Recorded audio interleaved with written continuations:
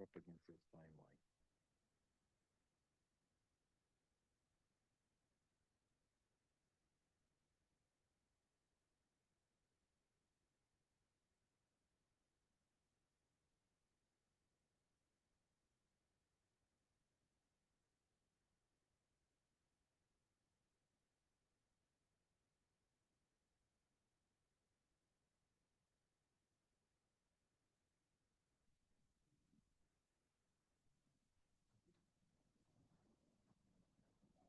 Okay, get the high sign. We're going to call the March 13th Portsmouth Planning Board meeting to order. First off is a roll call. Looks like tonight we have Mr. Kluges, Mr. Tibbetts, Ms. Wilson, Mr. Lopes, Mr. Harding, and Mr. Garso. Mr. O'Connell is excused tonight. We have a very robust agenda, so we're going to try and get through it so we can hear the petitioners that are in the audience. First thing I'd like to do is item number 3. I'd just like to get a motion to continue that to the next meeting. I'll gladly make a motion that we postpone number 3 till the next meeting. Okay. Got a motion made and seconded. Any discussion on the motion? All in favor, say aye. Aye. Okay. Next up is approval of the February 13th Planning Board meeting. What is the board's pleasure? I'd like to accept the minutes as written. Unless, yeah, good. On page 4, third paragraph, basically it said, Ms. Wilson asked about the fire master plan. Instead of south, I think it's supposed to have been east. And I have one too on page 3 of 4, paragraph 1, 2, 3, 4, 5, second sentence. I think that's supposed to say Mr. DeCastro. And that's all I have. So we get a motion made. Make a motion. Just clarification. Do you have a second? Second. Mr. Harding, Mr. Garso. Any discussion on the motion? All in favor, say aye. Aye. Moving on to item 4, land development subdivision regulation modifications, public hearing according to section 236, Article 11, adoption of regulation and amendments to review, discuss, and possible approval of proposed amendments specifically to the attachments section of the ordinance. The amendments include reorganizing attachments 1 through 27, eliminating existing attachments 6, 9, 10, 11, 12, 14, and adding minor subdivision or minor land development checklist, major subdivision or major land development checklist, and development plan review checklist. These modifications are necessary to align existing applications, forms, and checklists with the amended local ordinance language with state law. Ms. Hitchin. Good evening, ladies and gentlemen. Jim Reardon from Weston and Sampson should be joining us. I don't see him having joined us yet, but I can definitely get us started with this portion of the agenda tonight. So as you recall, we have spent well over a year doing updates with the land use regulations and zoning ordinance updates. This specifically is updating the checklist as you just discussed in reading the agenda here. So in updating what we had labeled as tier 1 of our updates, we have updated our checklists to be parallel with the tier 1 regulations for our land use regulations. And basically, I'm going to pull up the minor subdivision checklist, the major subdivision checklist, and the DPR checklists. So you can see what I am referring to here. So these will be replacing our individual checklists that we had been working with for many, many years. So the minor subdivision or minor land development checklist now includes a pre-application, preliminary plan, and final plan. And it gives the applicant the opportunity to individually check off what application they are going to be applying for, as opposed to the other individual checklists, which are in the attachments of our land use regulations right now. In your packets, I had included the individual sections of the regulations that will be eventually removed. So basically attachment 9, attachment 10, 11, 12, 14 will be removed, and these 3 new applications will be put in its place. I just have one question on that front page. I Go know ahead. you requested electronics. I'm sorry, second page, sorry. Oops, You got a checklist for electronic copies of all materials. But correct, in the boxes ahead, it just says electronic copy on disk for the final. It's your intention to have electronics the whole way, right? correct. Okay, There was a state bill that passed last year that by October 1st, 2025, we need to be on an electronic platform for developers, applicants to submit, just like building permits are submitted on an electronic platform. So we are gearing ourselves Got it. towards that come October 1st. good. Thank you. So,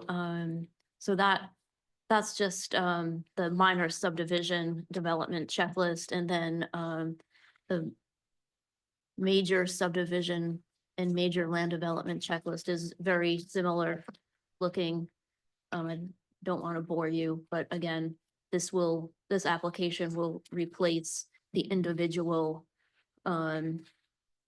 pre-application plan, master plan, final plan. And we're learning as we go.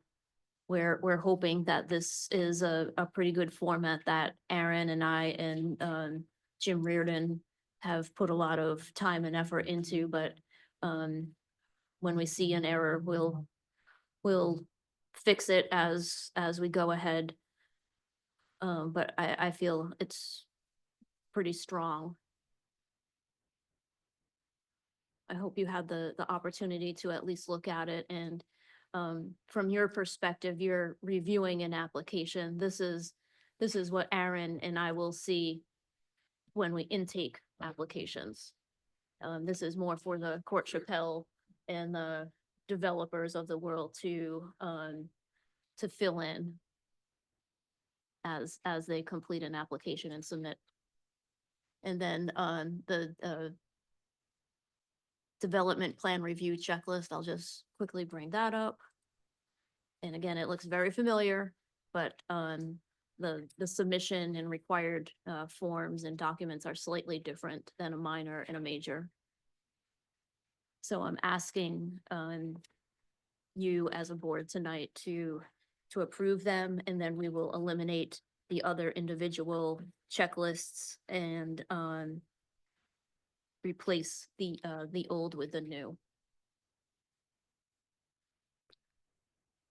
Are there any questions from any of the board members?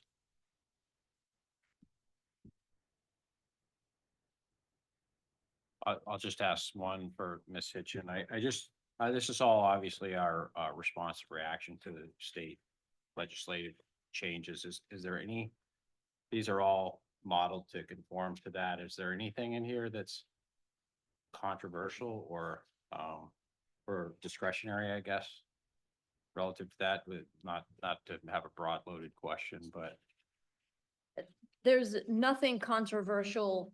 A lot of this is just marrying up with what our new language says in the land development ordinance. thank you. Any other question from board members?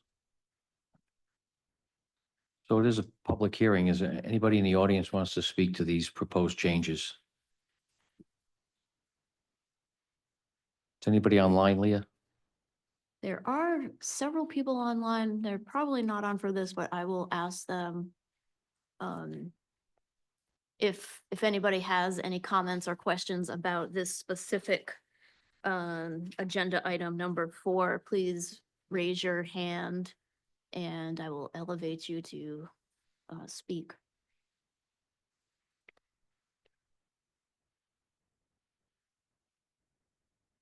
They are not raising their hand. Okay. Leah, you're all set. Anything else on this? That is all I have to Okay. say about agenda item number 4. All right, what is the board's pleasure for agenda item 4?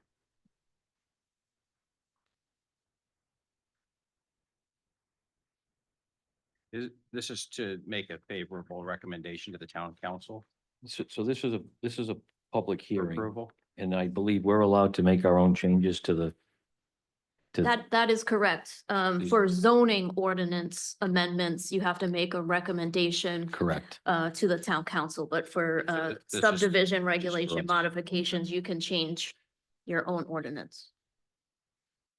Okay, thank you. So essentially, we're just substituting the new checklist for the old checklist Correct. and conforming with state law. Like simple. No way of like. Getting rid of all different forms.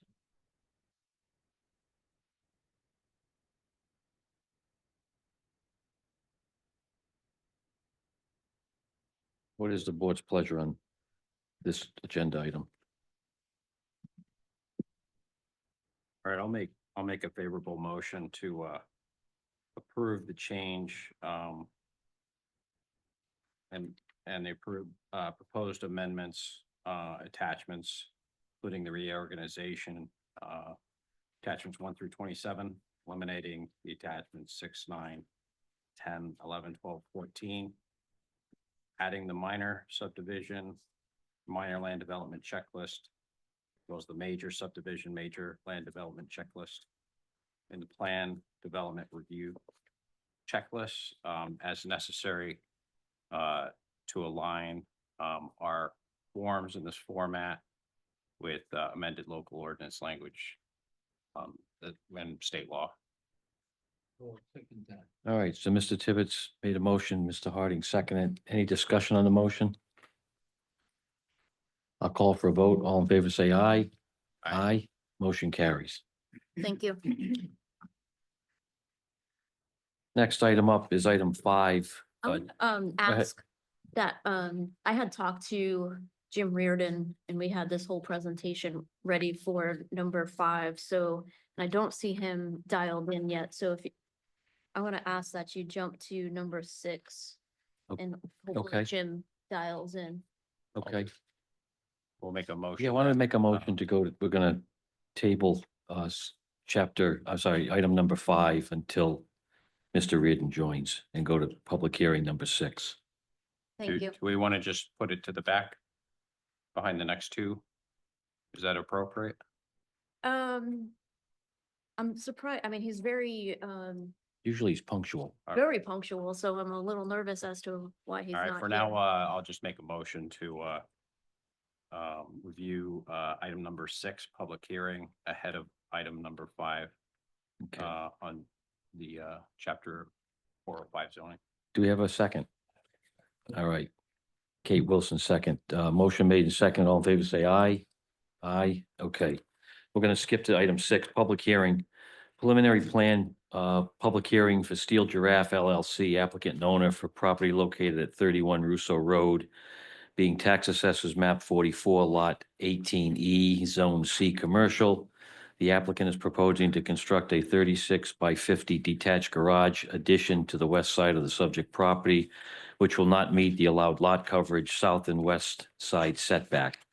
The project qualifies as a minor land development with unified development review per chapter 236, article 5 of the land development and subdivision regulation, as it is considered an expansion of up to 50% of existing floor area for commercial structures. The applicant is seeking relief from chapter 405, article 4, section B, land space requirements table, as the side setback is 1 foot 1 inch, requiring 13 foot 11 inch variance. The rear of the building is set back 14.2 feet, requiring a 5 foot 10 inch variance, and the lot coverage is 33.8%, where 25% is allowed, requiring an 8.8 variance. I believe Mr. Chappelle is here for the applicant. I am. Good evening, everyone. Welcome. I'm here on behalf of Steel Giraffe. As you know, it's 31 Russo. You didn't see it before because it used to go to the zoning board, right? But this is a commercial area. You know it well. It is almost a limited industrial type area with a bunch of large but modern buildings. It's probably a good example of why you have design reviews and why you have planning boards, because it's actually a very nice area. There are pictures of the building, but I'll give you a brief overview and then I want to show you the pictures. Because really, we are only here because in developmental plan review, you want to make sure we got surface water runoff and those types of issues done. This entire lot that is either building or paved now, there'll be no area that doesn't have pavement. The building is that we are asking to get approved is in the corner where currently there are 2 shipping containers that are on top of pavement. And there are the parking of 45-foot cranes outdoors.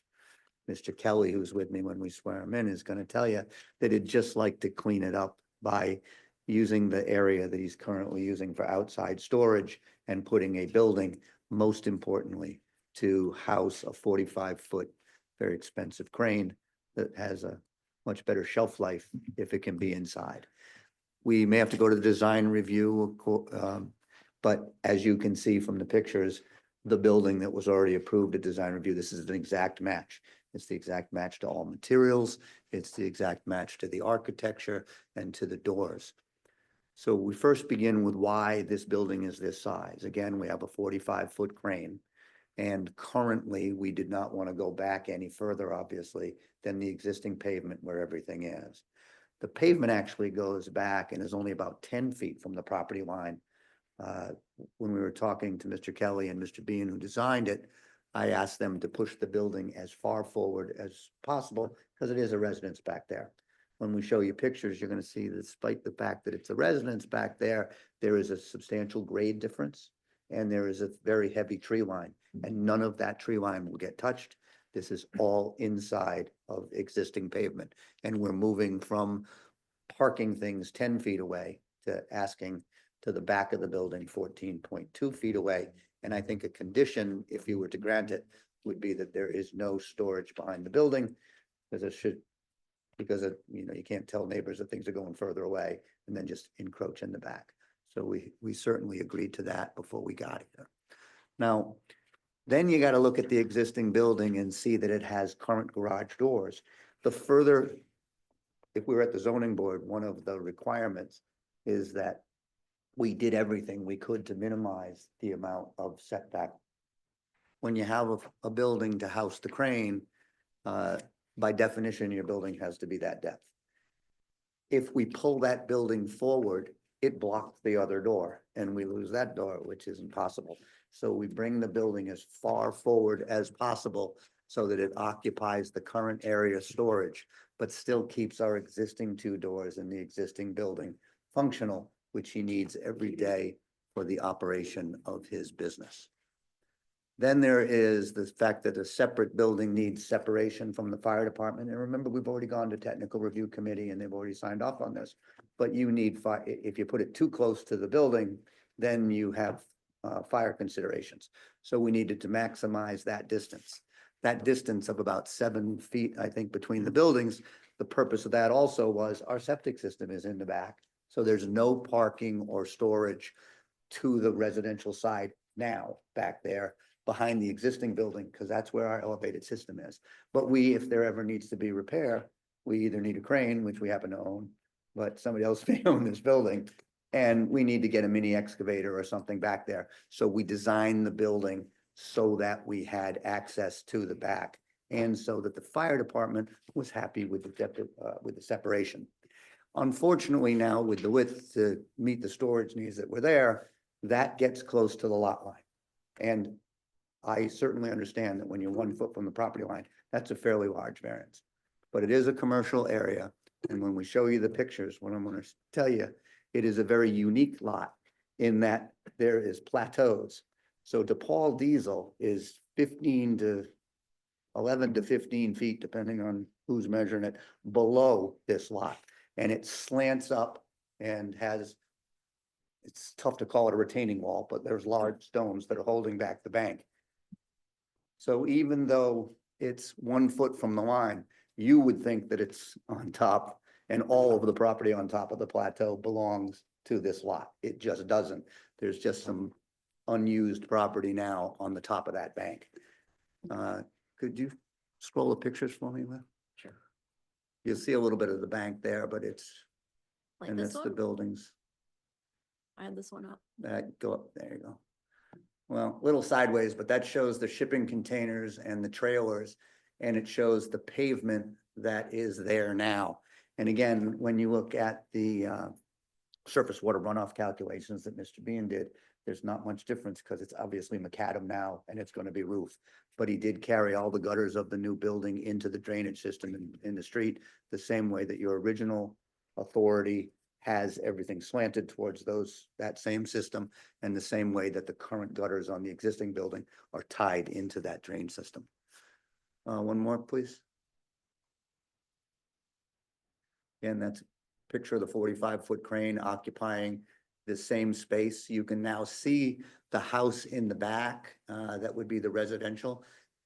It's not a great picture, but you can see the elevation and the stone wall that's up on top, and some of those trees, granted in the winter without leaves, but there's no further encroachment. Anything that's dirt now, leaves now, trees now will remain that way. You know, one more there.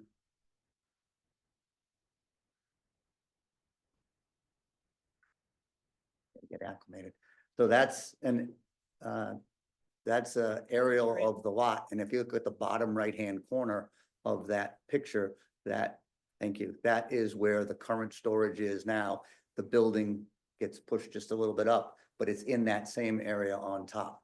And where you see the property line and what appears to be all that real estate between DePaul Diesel, that's the bank.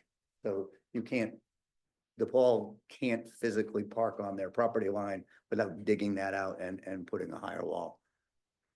One more. That's just the original division. So I think the best thing to do is to swear them in.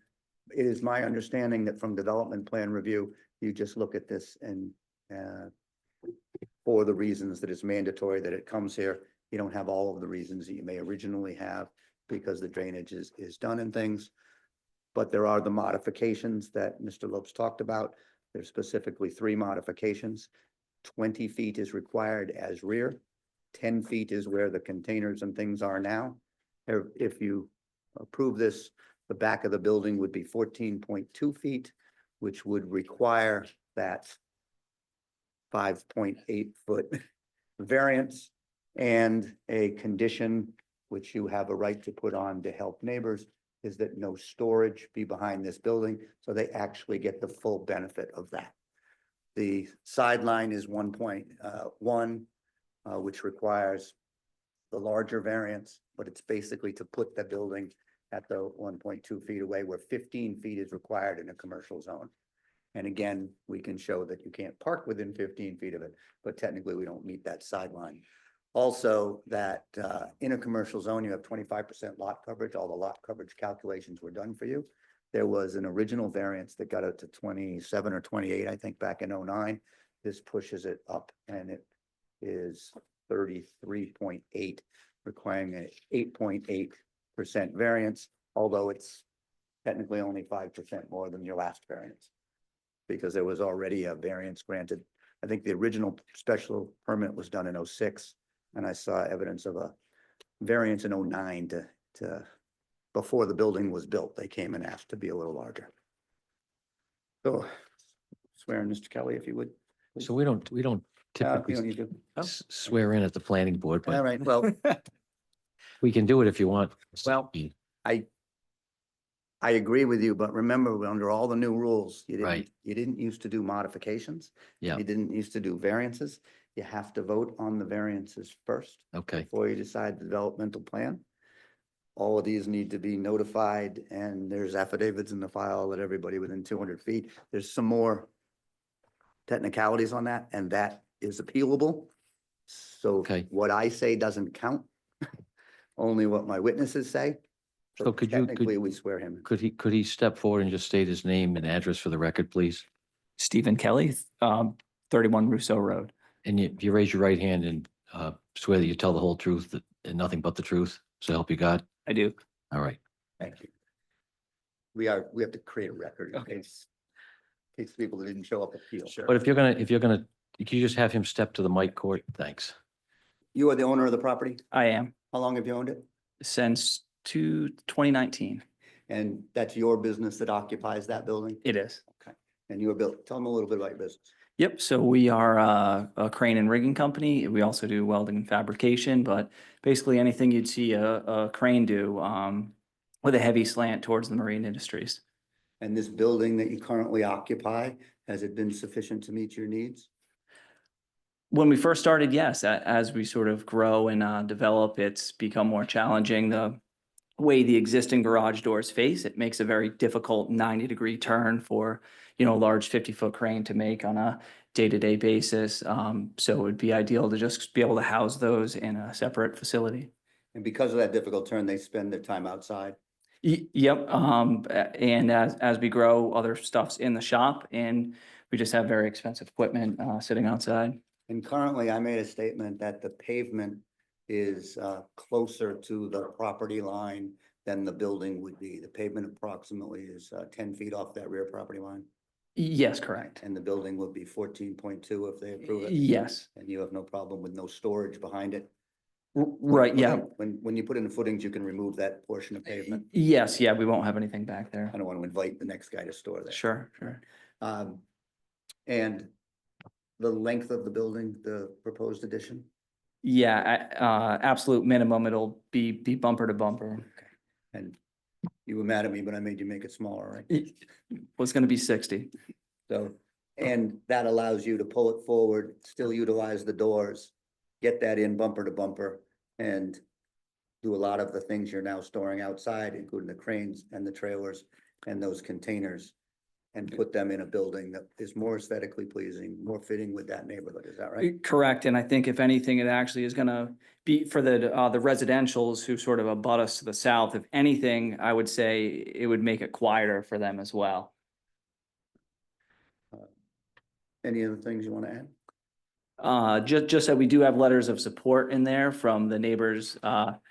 It's the person to the north and the east of us, that's the same owner, and then the abutter who we have the 1 foot setback on, So Jamie the from. Paul Diesel, who is arguably an affected person because the variance abuts them, has given you a letter of support. Correct. And the guy on the other side, is that right? Yes, yep, the north and the And east. how about our residential? I was not able to make contact with anybody there. Well, we're about to find out, I Okay. think. Other to the west. The commercial abutters, Easement yeah. has a favorable butter. yes. Obviously, coordinate that, and then the one south. I think west and east, right?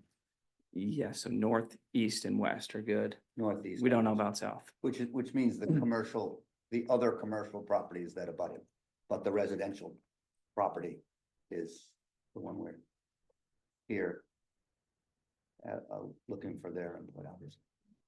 I believe that's all I have. All right. Any board members have anything for this applicant or petitioner? I appreciate, you know.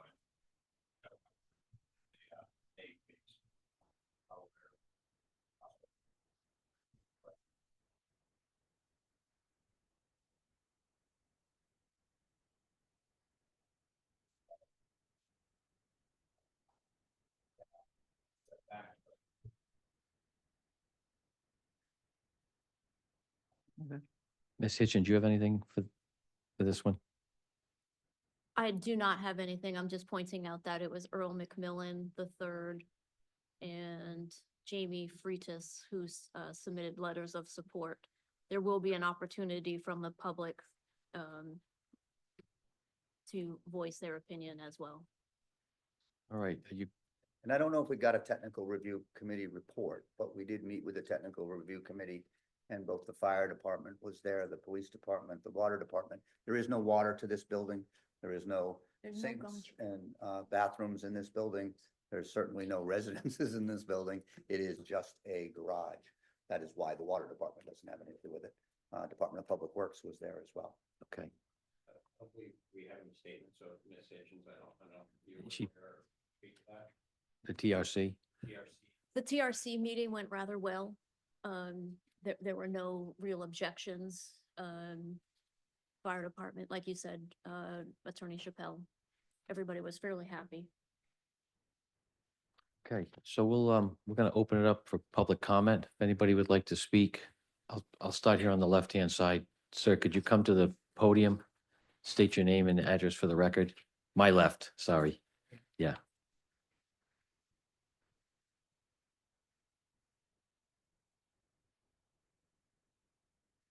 Michael DiPaola, 1074 East Main Road. The calculations, they talk about lot coverage. Does that include the containers? Because it's my understanding that containers are treated as sheds, thus they need to be counted as square footage. And they have to be technically behind the house and all that other stuff, but that's a whole nother story. I am not sure. I'm gonna have to ask Mr. Chappelle that question. This garage is to replace those containers, so those containers will be gone. I did not put them in as pre-existing, which then I would have been able to say, we were at 28 and we're going to 31 as opposed to 25 to 31. I didn't calculate them. But are they entirely on the paved space? They're entirely on a paved space, but this is so that we get rid of them. Okay, So there, in this particular case, it wouldn't matter. I will tell you interestingly that this could create a theoretical issue. Those of you that have ever been to Steel Draft, one of the things they do inside is they make modifications of shipping containers inside. Those containers are actually work product, and I would disagree would count as lot coverage. They're inside anyway, but right. if somebody drove and saw a brand new steel container outside, one of the things they do is renovate steel containers, a lot of times for like boat companies and stuff. And a boat owner that flies around with his crew may drop a container to have all of his, this support Sure. staff stuff for his boat. And they customize some. When I was there last, I got a tour of one that was nicer than my home. So, but for the purpose of this petition, those containers are on paved space, so that's the space that's counted. Those containers, if you put them on as containers and we get a permit to, they would have been counted, but they're eliminated. So we're still adding to the square footage because the area that's covered by the building is larger than the two containers. It's not larger than the two containers and the crane that's outside and the trailers that are outside. That will all fit inside of the building, but But the containers that are in the picture are on pavement. they're on pavement Okay. and they will be removed. Okay, got it. This is instead of those. Okay. Miss-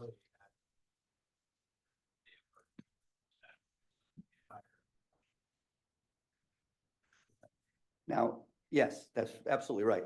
Even if the containers were on dirt, then then the containers would be impervious and would calculate them. But because they're all on pavement, we are taking pavement away and only putting a building where pavement exists today. So impervious is actually dropping for that 4 foot of pavement from the back of the building that will be removed to the property line, because our survey showed the pavement was about 10 feet away and the building is now 14.2. So when we dig foundation footings and things, we're going to be digging that up anyway, and we won't be putting it back. Again, I think if you put it back, it will invite people to store back there. You're gonna be demoing that back edge. Yes. Okay. Mr. DiPaola. One more thing.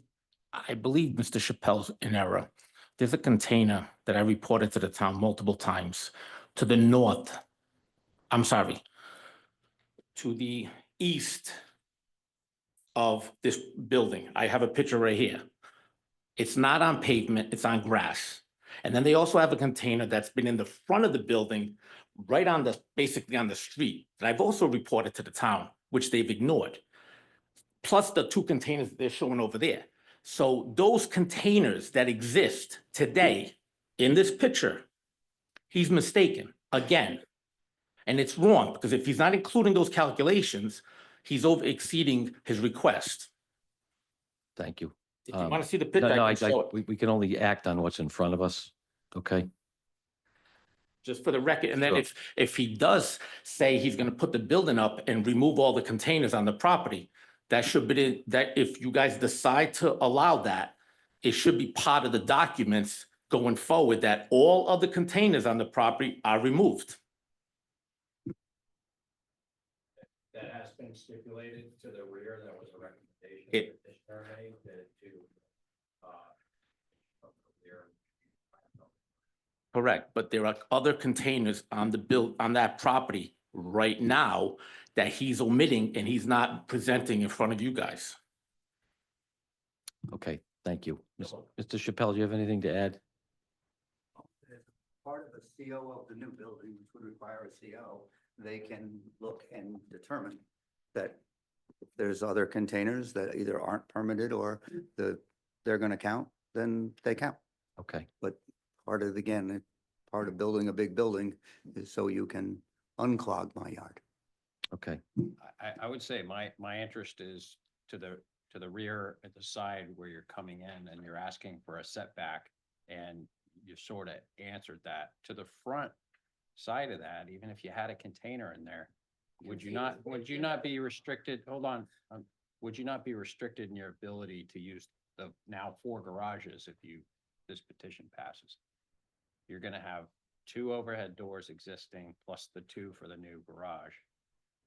Right. You wouldn't really have, I mean, if you're putting a container there, then you're really not able to. That would defeat the entire purpose of designing everything to keep these doors I'm open. not worried about the front. Thank you. one more time, Mr. DiPola. Could you have to speak into the, Look at the pictures in this to the north, right Yeah. above the top of that picture, that's a container. If you look at the very front, I believe one of the containers that has an open front has been there for years. So if they're building something and then transporting it, move it off site and everything else, that's a different story. But those containers on the street side, to the left, that side, well, I guess your side is probably this way. That's been there for years. We're not talking last week or last month. It's been there for years. So for the town to bust my chops over my containers on East Main Road. well, that's, we can't, and that's allow a different this- subject. Thank you. I'm just saying, there are containers that have been stored there for years. Okay, thank you. Put a condition to put no toilet, sign, nothing else. You got to come up, sir. Mr. Chappelle. It's, the irony is amazing. No toilets, broken or whole, no signs, no litter box that you can see Okay, from Mr. West Main Chappelle, Road. I got to call order. Order, please. Please. Okay, Mr. DiPola, you had to say, next audience member, please.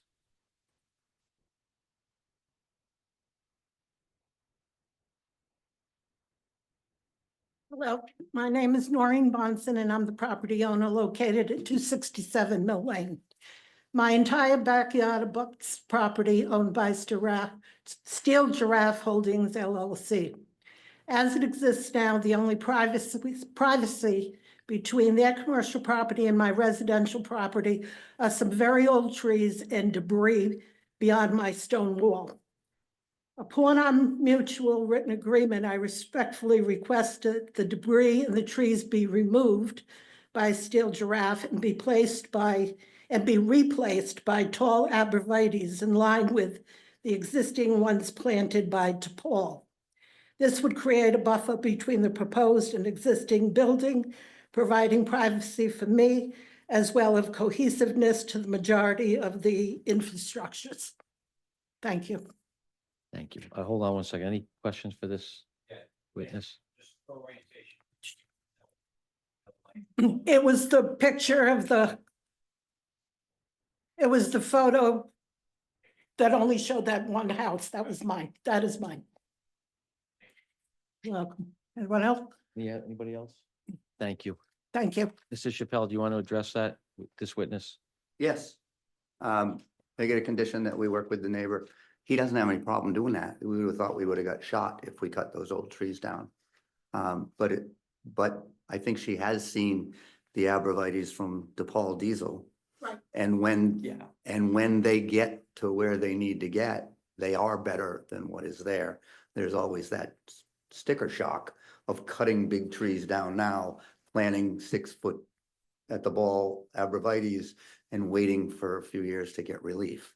So But he will, I know, no, Yeah. I'm on your side. And the first thing he said was, I'll be happy to do that. Remember back in the years ago, well, I don't know, they must have made a decision at the zoning board because our ordinance says that wherever a commercial entity abuts a residential area, which is every commercial lot in town, then that would be some type of vegetated hedge if there was an original approval. I'm assuming I wasn't involved at the beginning. They may have said that mature tree line from the owners back then, they liked it, but if they want the vegetated abrevieties, that seems fine with me. Fine with, doesn't matter to me, fine with him. but let's define it. When you say you have no problem with it, Well, is it for the full width of I think it's this? Full width of both buildings.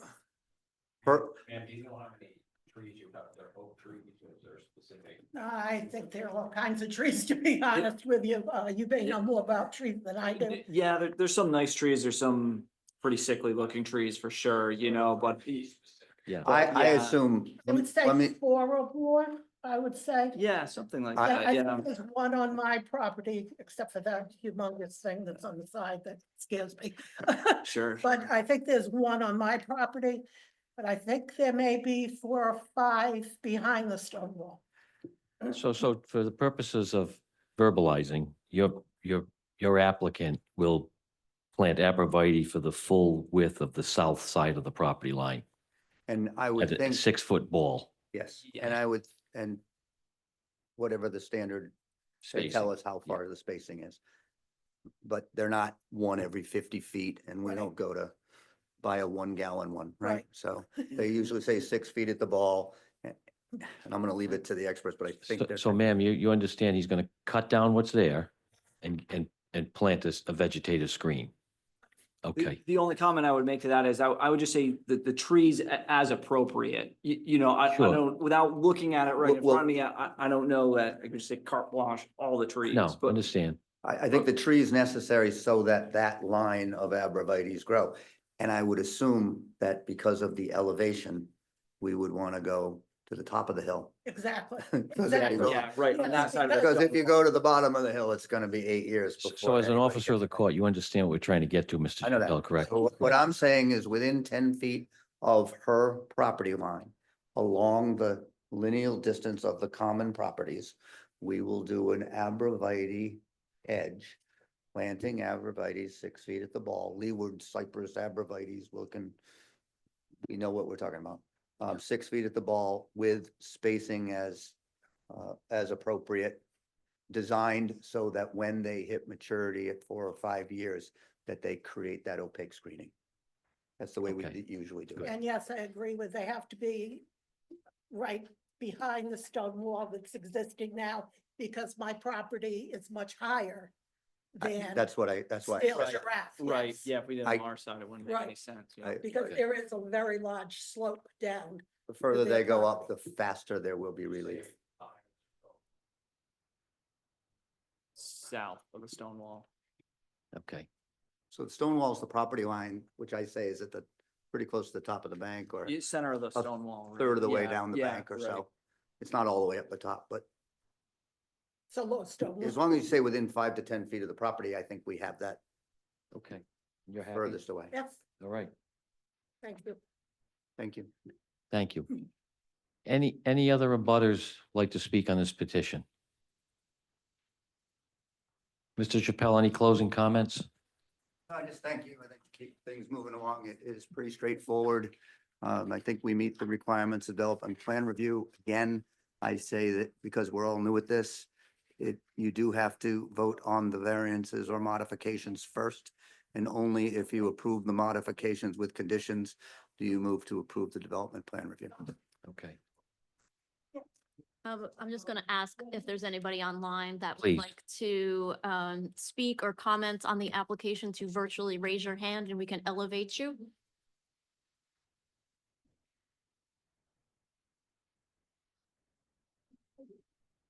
Chairman Lopes, none noted. Okay, I'm just going to restate the variance piece first. So we're requesting a side yard setback of 1 foot 1 inch. We're requesting a rear building setback of 14.2 feet, 5 foot 10 inch variance, and the lot coverage is 33.8%, where 25% is allowed, requiring an 8.8% variance on an already approved special use permit prior. Is that correct? Okay. What's the board's pleasure? Go right ahead. If we're not covering any new property, it means, and the pavement is no different than building, right, as far as lot coverage? Well, no. Well, not really, because from lot coverages based on structures. Yeah. There's 2 lot coverages on the planet in some of our ordinances, the ones that you deal with, quite frankly, in some of the PUDs. It's 20% structure or 25% structure, but 40% macadam or impervious. That's not what that all is grandfathered as to how much is macadam or pervious. But that doesn't count. This lot coverage is structures only. It's as if you took a aerial view of the building and included stairs and decks and chimneys and those things. Okay. So this is, but you're right, we're not increasing overall lot coverage, but we are increasing structured lot coverage. Good. Yeah. Okay. All right, what is the board's pleasure for the variance vote? I'll go ahead and make a favorable motion to grant relief from chapter 405 of land space table for the side yard setback to 1 foot 1 inch, a 13 foot 11 inch variance from the 15 foot setback requirement. That the rear setback be allowed to 14.2 feet, a 5 foot 10 inch variance from the 20 foot setback, and lot coverage to 33.8%,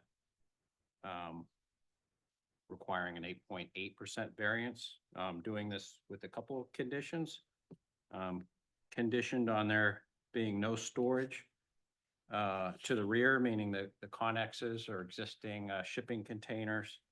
I'm sorry, I'm hearing your conversation. I'm just gonna ask you to. Thanks. Go on. Do we have that? I can keep going, or should I can start over? Okay, I thank you. did not get it. Can you? I'll start over. Can you repeat, please? Yeah, I'll start over. Thank you. I'm the same way. I don't do well with background noise. Thank you.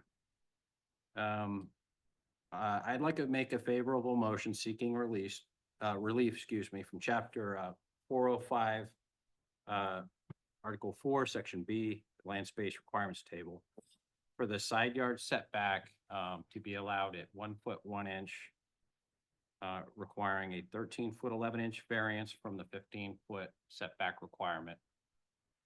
And at the rear of the building, a setback of 14.2 feet, requiring a 5 foot 10 inch variance from the 20 foot requirement. And a lot coverage at 33.8%, requiring an 8.8% variance.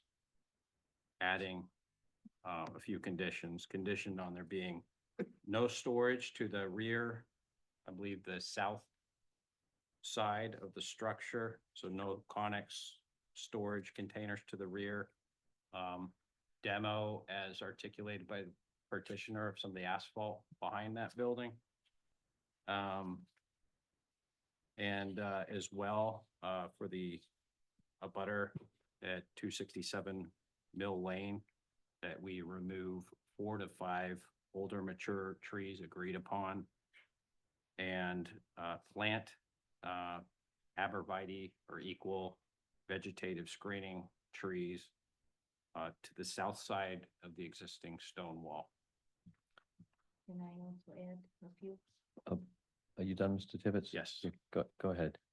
Kate. Well, when it comes to the hedges that will be planted, that the owner, You gotta speak, turn your mic on, Kate. will take responsibility to replace dead and dying, Say again. dead and dying vegetative screen.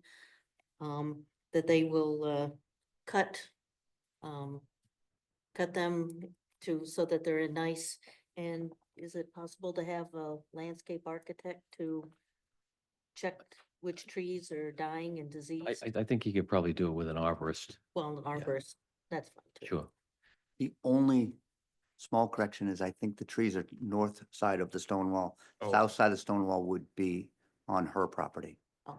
I thought I when I get- asked the question, they said south side. No? I'm not saying you were not right. I'm saying when I heard it, I realized that Okay. north is towards, You want we need the screening to the north.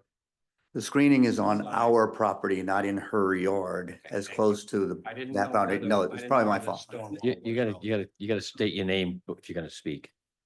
Because we don't have it's all recorded, so please just, Every time I come back. Yes. Oh, The okay, stone gotcha. wall, not the property owner. The stone wall's a property line, but the trees are not gonna be on on the higher side, on her side of the stone wall, right? No, I think she wants them as close to our side as we can, as high up the wall. Yeah, we can't take her yard. Not my side. Well, the septic's right. So you want them on the north side, ma'am? Everybody's right against the house. Okay, I got it. okay. Yeah. Good? It- The only Okay. caveat, we'll have to work the septic in that one area. Want to make sure DEM doesn't have a. Well, there's issue of- typically the septic is set back at least 10 feet from the property line, Could be, so right. you should be okay. So I'll amend the second part of that, I'll restate that, the removal of 4 to 5 old mature trees, as well as any dead or dying existing vegetative screening to be replaced with arborvitae trees for vegetative screening across the length and just to the immediate north side of the stone wall. Is that fair? Sounds good. And when you said containers, no new containers, you meant from the back of the proposed new building, correct? Correct, thank Okay. you. And I guess I should leave that to say, any storage. Right. Okay.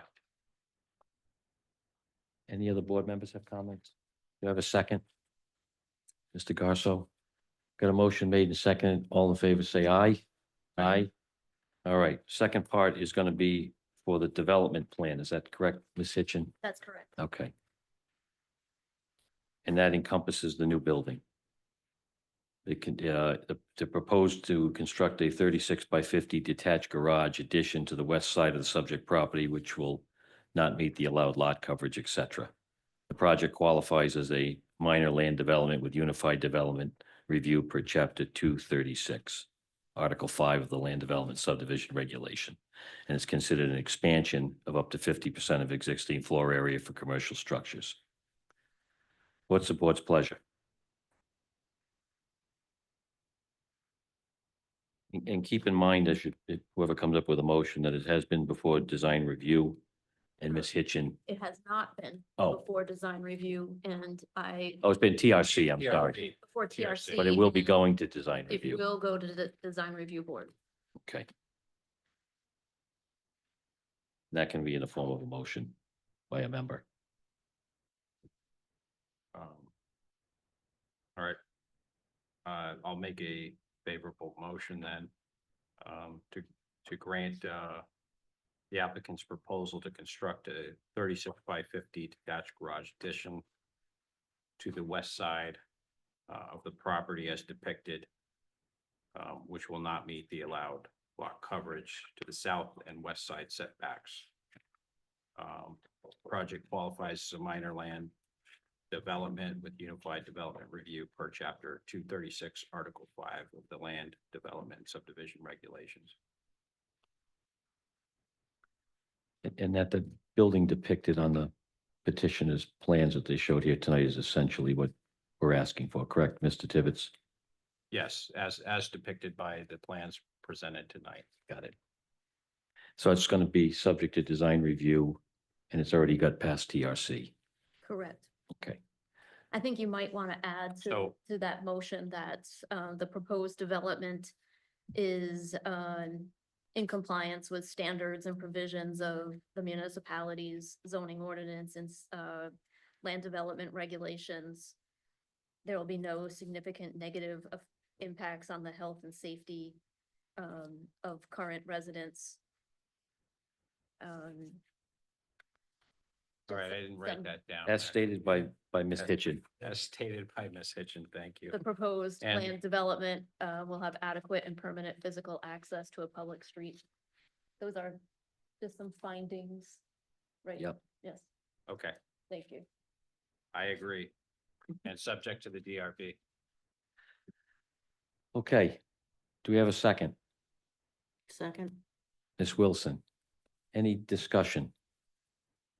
All right, motion made and seconded. All in favor, say aye. Aye. Aye. Motion carries. All right, did Mr. Reardon join? He did, Okay, he did, so we'll move.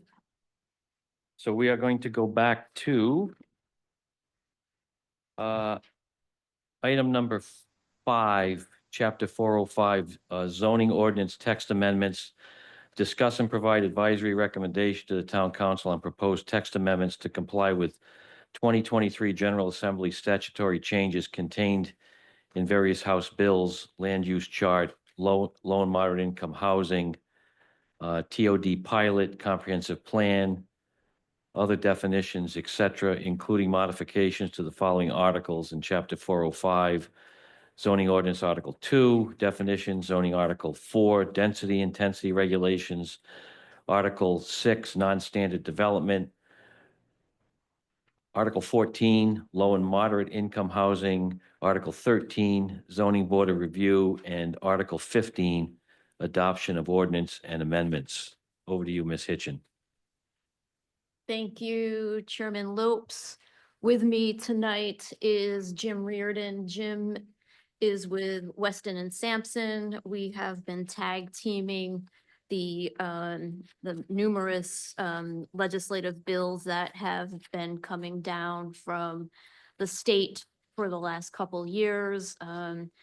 Jim has been working with Aaron Lindo and I updating the bills from 2023, 2024, and the Speaker of the House has just announced about 15 new bills for legislative year 2025. So we have been with you, we have presented the tier 1 level of bills back in September that you have blessed, and now tonight we are going to review with you the tier 2 ordinances that we've been working on and would like you to provide an advisory opinion so we can move forward to the zoning town council on March 24th.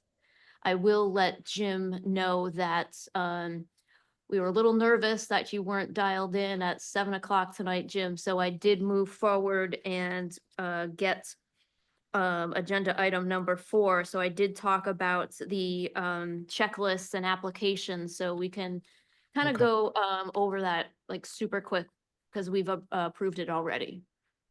Okay, that sounds very good, Ms. Hitchens. I very much appreciate you doing that. My apologies for not being able to sign on initially. No worries. We have the Zoom problems here all the time, so. Okay, so at the pleasure of the board, we have prepared PowerPoint for this evening, and hopefully you all can see that projected on the screen. Yes, we can. Please proceed. Okay, I shall. So this presentation, as Ms. Hitchin mentioned, pardon me there, regards the required revisions to the zoning ordinance and subdivision regulations. Just as a reminder from previous presentations, basic overview of the way we're approaching this is that there are 3 tiers of work that we're doing on the zoning and subdivision regulations for your community. The first tier has already gone through and been approved. A lot of this was specific language that was required by Rhode Island legislation. In some cases, there was some flexibility in that language, and we reviewed those changes with you. We're currently in Tier 2, and as was noted, Tier 2 includes some checklists and some additional specific language for the zoning and subdivision regulations. And we'll go over that in a little bit more detail in a moment. Then Tier 3 will begin after Tier 2 has been adopted.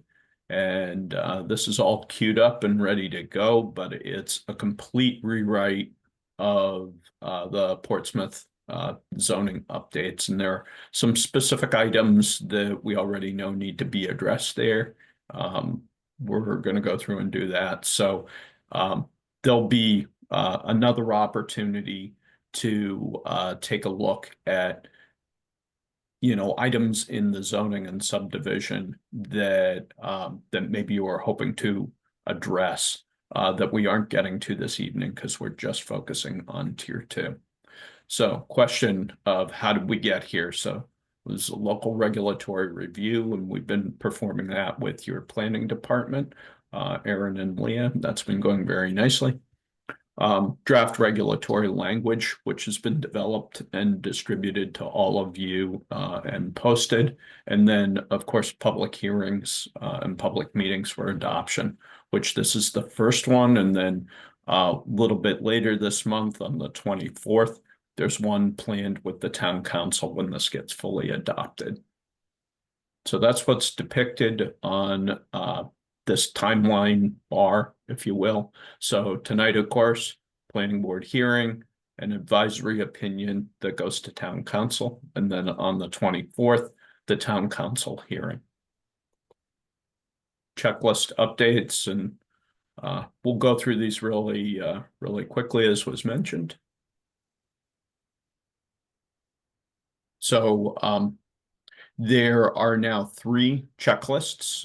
There were previously 4 of them, and some of these have been condensed. The 2 that were condensed are condensed into the minor subdivision or minor land development checklist, and the major subdivision or land development checklist. And then there was an additional checklist that was developed for DPR. And I believe you folks have all those checklists, you know, in front of you essentially, and that they were provided previously. I don't know whether you went through questions and comments already, or whether you might have things that you'd like to address. I We think, can move on, Jim, because they have already blessed them. Okay, great. Thank you.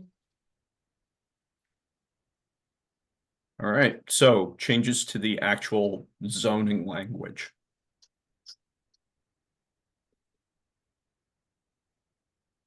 So some overview of things that changed recently that is pushing us in the direction of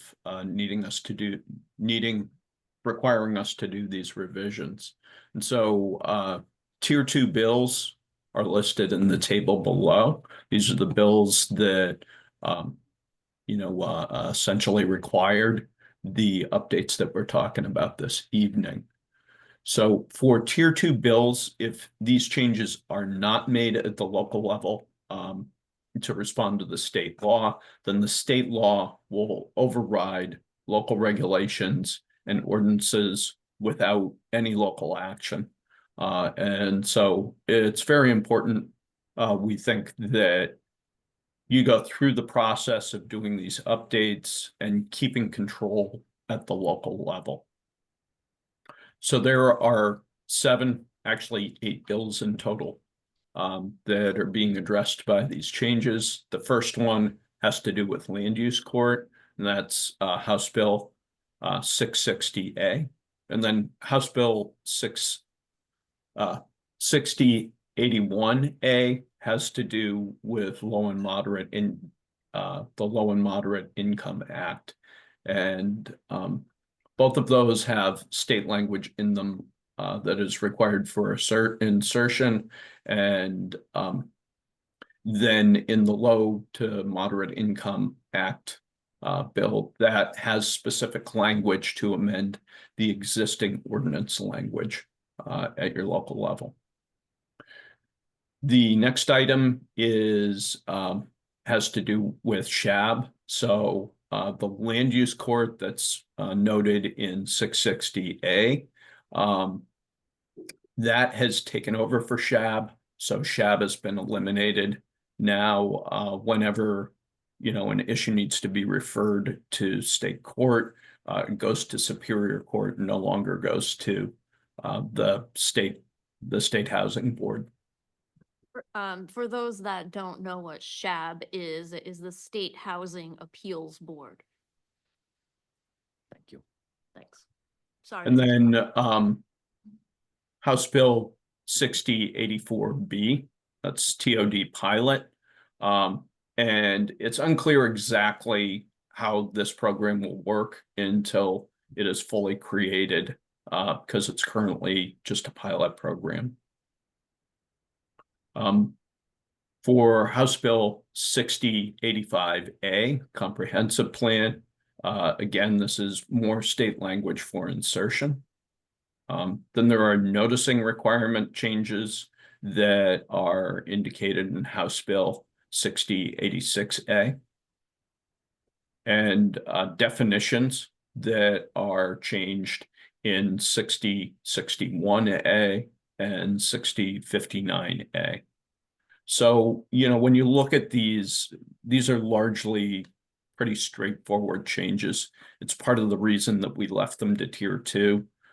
Tier 1 focused on the things that really required your input and that would not be quite as straightforward, so that we could get those out of the way and make certain that any changes that would be mandated at the state level would be addressed in your local regulations before the state before the state process came in and just overrode what you already have. High-level overview of the revisions under Tier 2. So land use court. So this is to align the language in the zoning and the state consolidation of the land use appeals to the Superior Court. And it abolishes the State Housing Appeals Board, as Leah was just mentioning a moment ago. LMI, of course, refers to low moderate income housing. And again, this is an alignment with the state law. We already mentioned SHAB gets removed as part of this process, and the Superior Court takes over for them. Under the comprehensive plan, this amends provisions in the Zoning Enabling Act of 1991 related to variances, special use permits, modifications, notice provisions, substandard lots of record, and lot merger. And again, this is all required language that is already in state law. And so you really don't have a whole heck of a lot of control over it at the local level. Noticing requirements. So specific noticing requirements that have changed. You're now required to use a local newspaper rather than paper of general circulation. The notice is to be posted or to be made available on the municipality's website. Notice to abutters is by first-class mail rather than certified mail. And then this just standardizes notices across all types of applications, zoning, planning, et cetera, to use the same methods and timeframes. Previously, there was some variation in those things, and so this corrects that. And many of the definitions here are related to low and moderate income housing. And so that's what the definitions have to do with.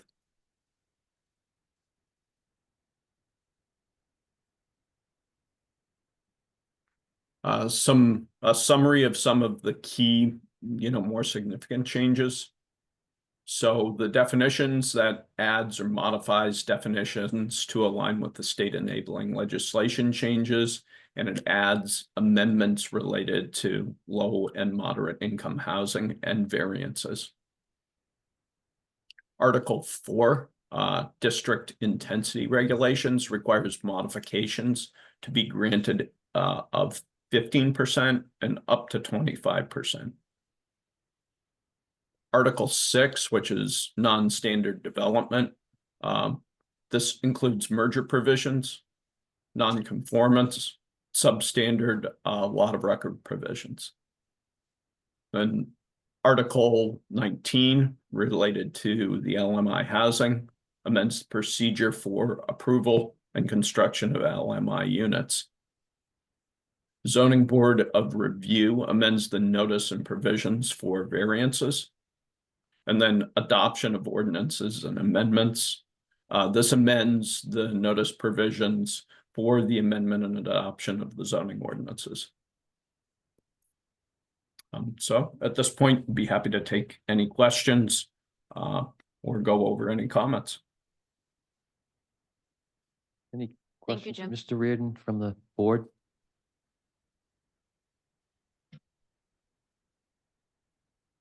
Anything else to add, Leah? I do not. It's very riveting to me, but as this, Everybody gets very excited when we do these presentations. tier 2 is very cut and paste, unfortunately, as opposed to tier 1, where we had the opportunity to customize a lot of Right. the language. So this aspect is very dry and very much taken from state legislation. Is there any members of the audience that wants to speak on this amendment? Is there anybody online that wants to speak on this amendment? If there's anybody that's dialed in that has a comment, question, concern, please virtually raise your hand and we'll elevate you to speak.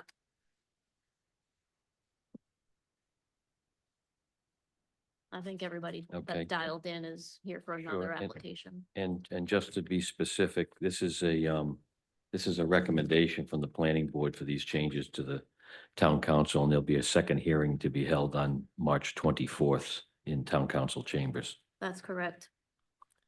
What is the pleasure of the board?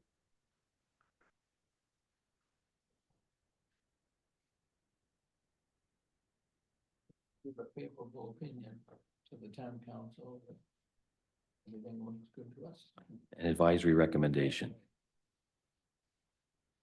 All right, got a motion made. Is there a second? Mr. Garso is a second. Motion made and second. Any discussion on the motion? I'll call for a vote. All in favor, say aye. Aye. Aye, motion carries. Thank you very much. Thank you, Jim. Jim, thank you so much. Have a good night. You are all very welcome. Thank you too. Look forward to seeing you next time for tier 3. Can't wait. All right, moving along. Next up, public hearing. Preliminary plan, public hearing for a comprehensive permit, major land development known as Borden Farm Estates for property owned by Borden Farm Estates LLC, located at 2951 and 2967 East Main Road, being tax assessors map 31, lots 32 and 32A, zone commercial with multifamily incentive district overlay. The applicant requests to construct 20 new residential units. 5 units or 25% are proposed to meet the state's definition of affordable as required. The site is roughly 2.84 acres in area, and related access, parking, utilities, and landscaping will be provided. Counselor, could you state your name and address for the record, please? Yes, and good evening. Michael Monty of Sayer, Regan and Thayer on behalf of the applicant and owner, Boardham Farm Estates LLC. So as was just read into the record, what you have before you tonight is an application for a comprehensive permit to construct 20 new residential units, 15 market rate, and 5 affordable on the Boardham Farm site. So I'm going to briefly give a very high-level overview of the project, and then I have several witnesses you'll hear from tonight. Garrett DeCastro is here. He's the principal of Boardham Farms Estate LLC, and he'll testify to the overall aesthetic and project design and his vision for the Boardham Farms site, which we understand is an important property. Professor Emeritus Ronald Onorato of the University of Rhode Island is here to provide testimony relative to the consistency of the development plan with the important historical nature of the site. And he's a professor in architectural history. Following Mr. Onorato's testimony, you'll hear from Karen Beck of Principe Engineering, who will walk you through the site designs, how the adjustments that we're requesting are reasonable given the requirements of the site, and she'll be able to answer any and all questions relative to site design. Also available tonight are Beth Lavoie of Bryant Associates. She's our traffic engineer.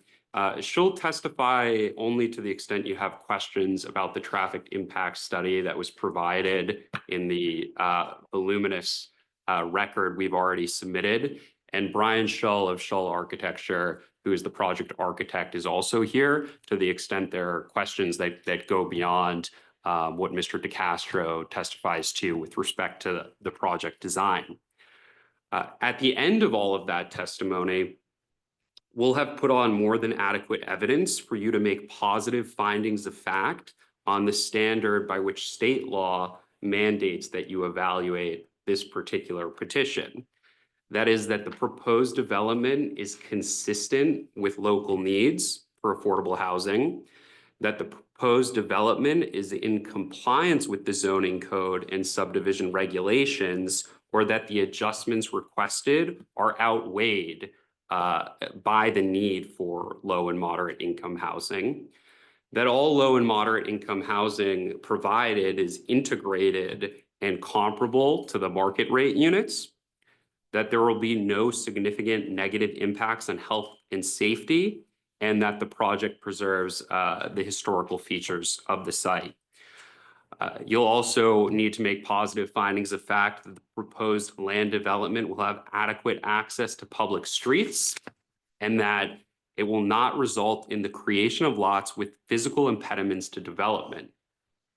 And I want to apologize. I neglected one of our witnesses, Jim Houle, who is an appraiser and land use expert, is also here this evening. And I believe you're all familiar with him. He's going to provide testimony as to the consistency of the project with the comprehensive land use plan. So my apologies, Jim. So an overview of the project. The site is 2.84 acres approximately over 2 separate lots.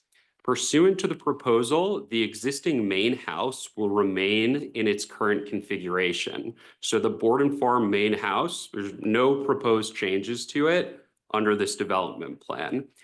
The barn, which is located on the northern portion of the lot, is going to remain in its location, and it's going to be renovated. There will be 4 2-bedroom units placed in the barn, and the only changes to the barn are going to be very minor. For example, certain windows need to be added in order to meet building code with respect to egress. The intent is to preserve the look and feel of the barn as much as possible. On the north and east side of the lot, there'll be 4 new townhomes, which will each have 4 2-bedroom units. There's going to be 1 affordable unit in each of the 4 proposed townhomes and 1 in the barn. this application requires 4 or 5 minor adjustments from the zoning code. I say 4 or 5 because it depends on what you consider an adjustment, but we've been expansive.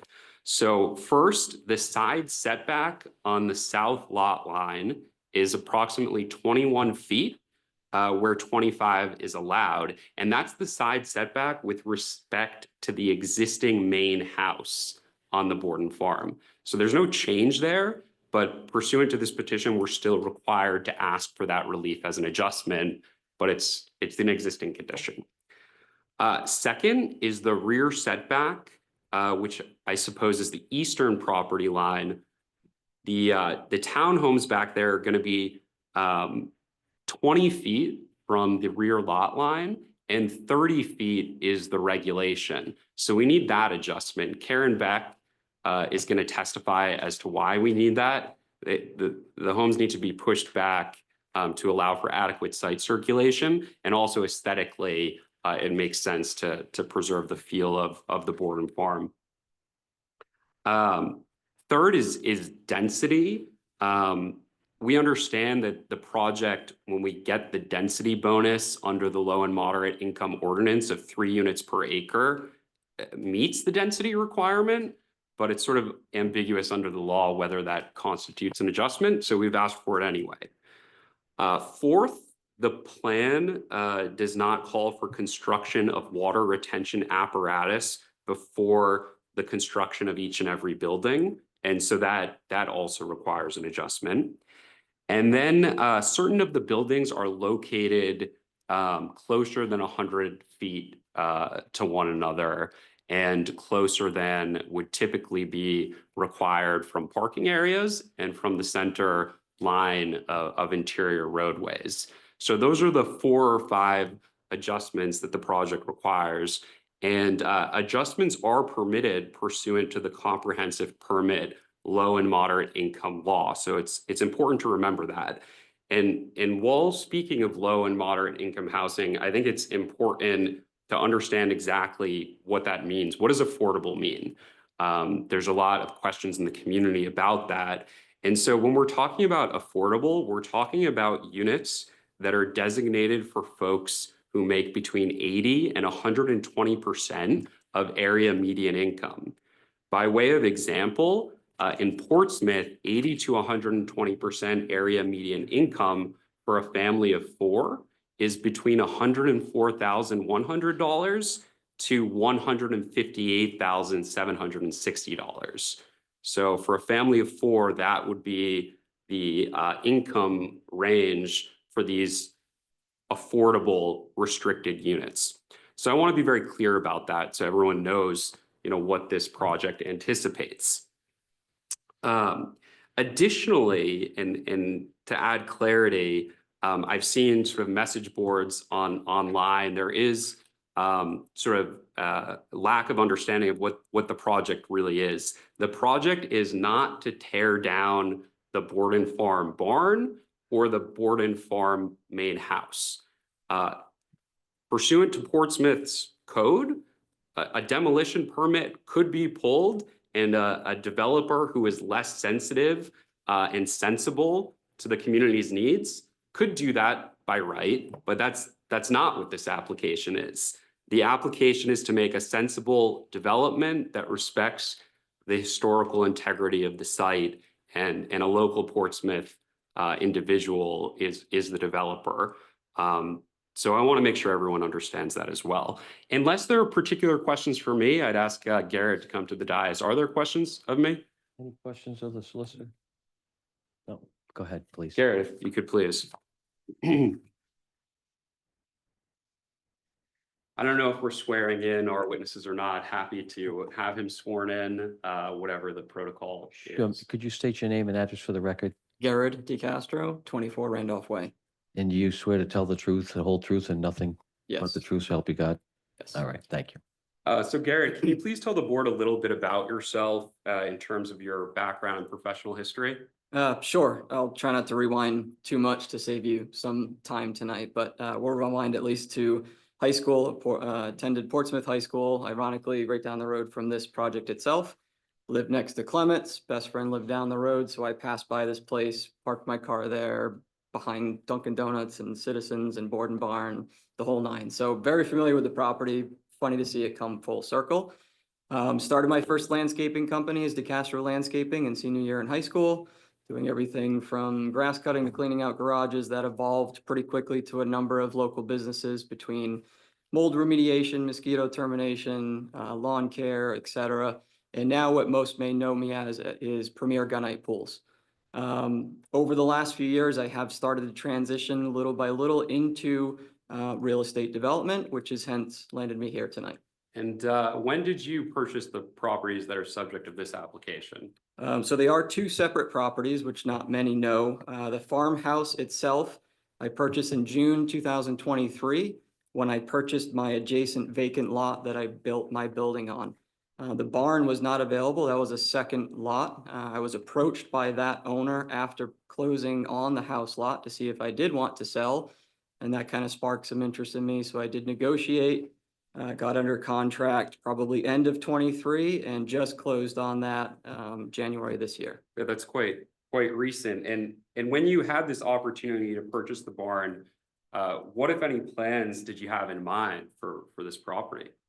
So when I originally bought the house, for lack of a better explanation, was an investment that had 6 one-bedroom apartments in it.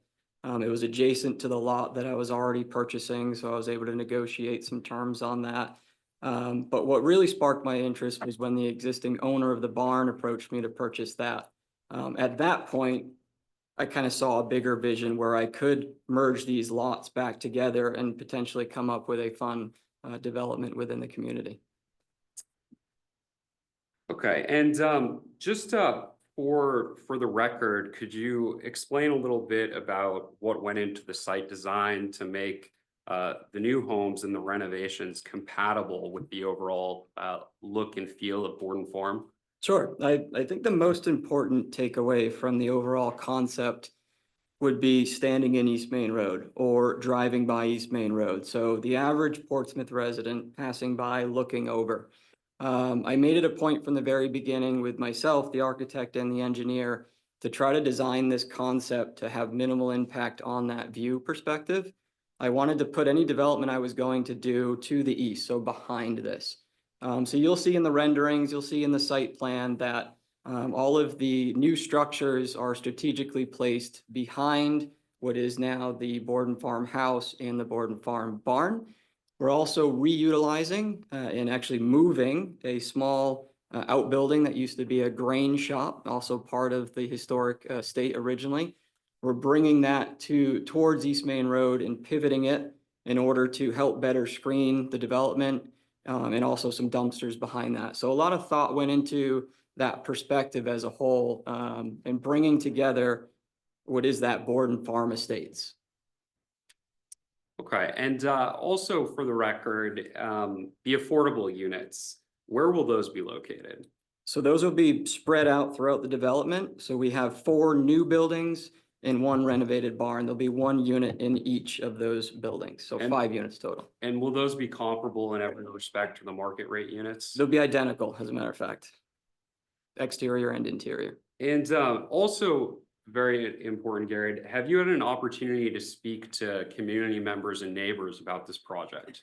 I have, in a couple manners. I have had meetings with the abutting neighbors to the east, who were also vocal and we were working together even on my building development. So we maintained a relationship through construction and post-construction. Had a sit down kitchen old school meeting with them just to show them what we had going on and discuss some potential concessions and negotiations. And is one of the conditions that community members requested that there be a fence placed on the eastern property line in addition to the plantings? We did. We went back and forth between different options along that property line and what that buffer would be. Originally proposed is just a line of arborvitae, your typical requirement. What me and the neighbors landed on was a 6-foot wood on steel fence plus the privacy evergreen planting. And you'd be comfortable making that a condition of final plan approval, correct? Yes. Okay, were there any other conditions you spoke about with the neighbors? We did. We made a few other small concessions with regards to the condominium documents. Since I'll be putting together the condominium association, I have the opportunity early on to put in some extra notes in there. So there were some notes added in there with regards to some of their concerns. And is one of those that there will be no short-term rentals? Correct. Okay, and you're willing to make that a condition that that be added to the condominium documents, correct? Yes. And is another of those terms that there will be no construction or maintenance noise before 7:30 a.m. on weekdays and 8 a.m. on weekends? Correct. And you're also willing to put that in the condominium documents? Yes.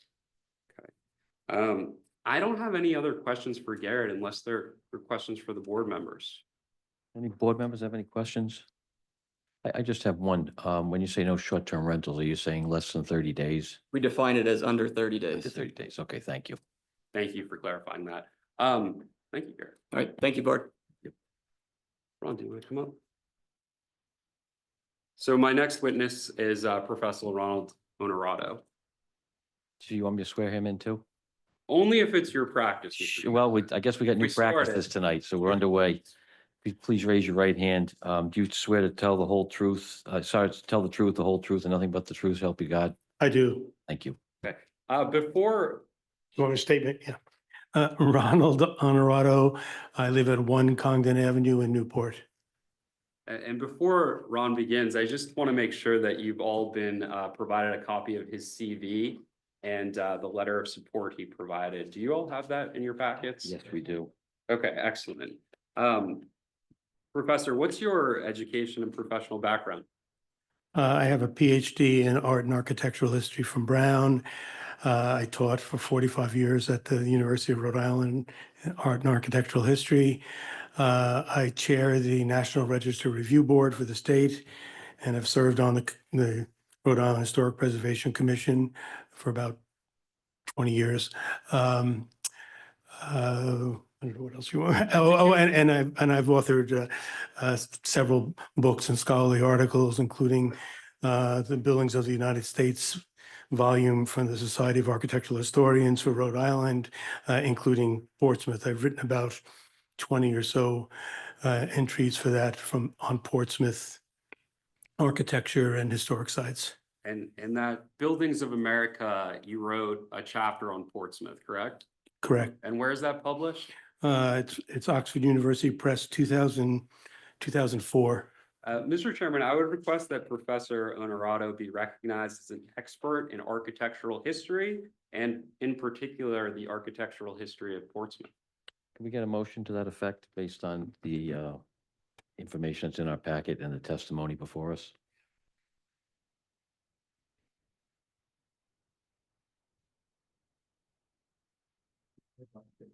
Put them on record as An expert, an expert. architectural historian. We have a motion. To have a second? Second by Kate. Any discussion on the motion? All in favor, say aye. Aye. Thank you. Please proceed. Okay. Professor, were you retained by my client to provide an opinion with respect to the consistency of this proposal with the historical integrity of the site? Yes. And can you explain to the board what your methodology and conclusions were? Sure.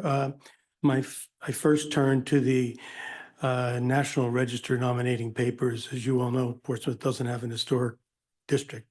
So the designation of this site as historic comes through the National Historic Register papers, which were written and accepted in 2007, 2008.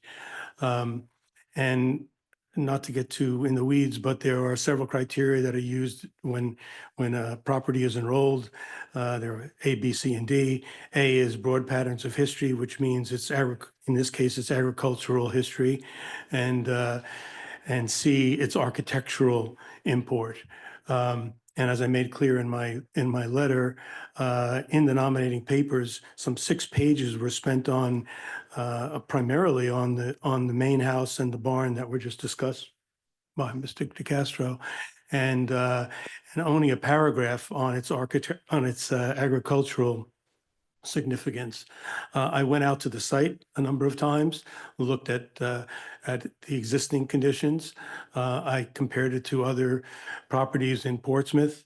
And again, you may or may not know, but as my letter states, this site has what we would call in the architectural preservation field, lost its integrity in terms of criteria A, which means that it really, it is a shadow, as I say in the letter, of what it was, even when that nomination was written 20 years, almost 20 years ago. Just so I understand, Ron, and can clarify, I think you testified that there were two things in the nominating papers that made this historic. Yep.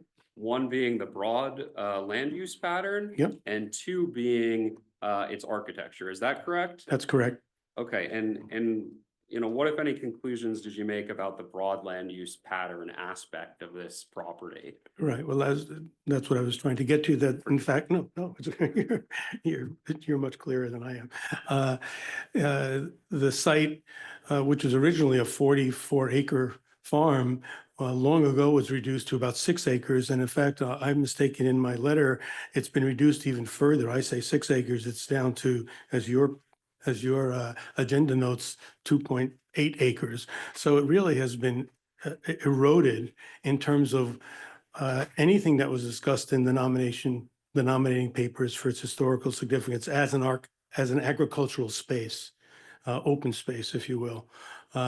You walk onto the site and there's very little open space there. It's ringed by, as some of the documents you have, and as some of you may know from driving by it, it's ringed by industrial and residential structures, some of which are brand new. One of the architectural features in the nominating papers was in fact split off some years ago, allowed to be split off some years ago, what was then called the farmhouse, not the main house on East Main Road, but a house behind that. So even in terms of its architectural merit, it's been reduced. So I understand that it's your opinion that the broad land use pattern category is no longer significant for this property, correct? Yes. But there are aspects historically that remain significant. Could you please tell the board about those aspects? Sure. The 1865 large main house that Mr. DeCastro and others have alluded to already is very important from that vantage point that you mentioned on East Main Road, as is the English, what's sometimes called an English style barn, as is the ramp going up to the barn, and then a number of smaller features on the property, like there's some stone walls at the front and some stone bollards along East Main Road as well. So those things are intact and remain intact. One of the ancillary structures is being retained as well, the largest one, excuse me, in this proposal. So is it your opinion that the most important historically remaining features of this property are being retained as a part of this proposal? Yes. Okay. And for the record, is it your opinion that the proposal preserves the historical features of this site that contribute to the attractiveness of the community? Absolutely. I have nothing further for the professor unless any of the board members have questions for him. Go ahead. I just want, sir, obviously you sound very well qualified at URI, professor, historical preservation commission, et cetera. I'm just curious to your current role and relationship in representing at the state level, and if that's even your responsibilities as a petitioner to have that feedback from the state opinion, like at the Chapeau level. Sure, I'm happy to clarify that. So with respect to this petition, the only aspect that calls for you to sort of pass on anything historical is provision number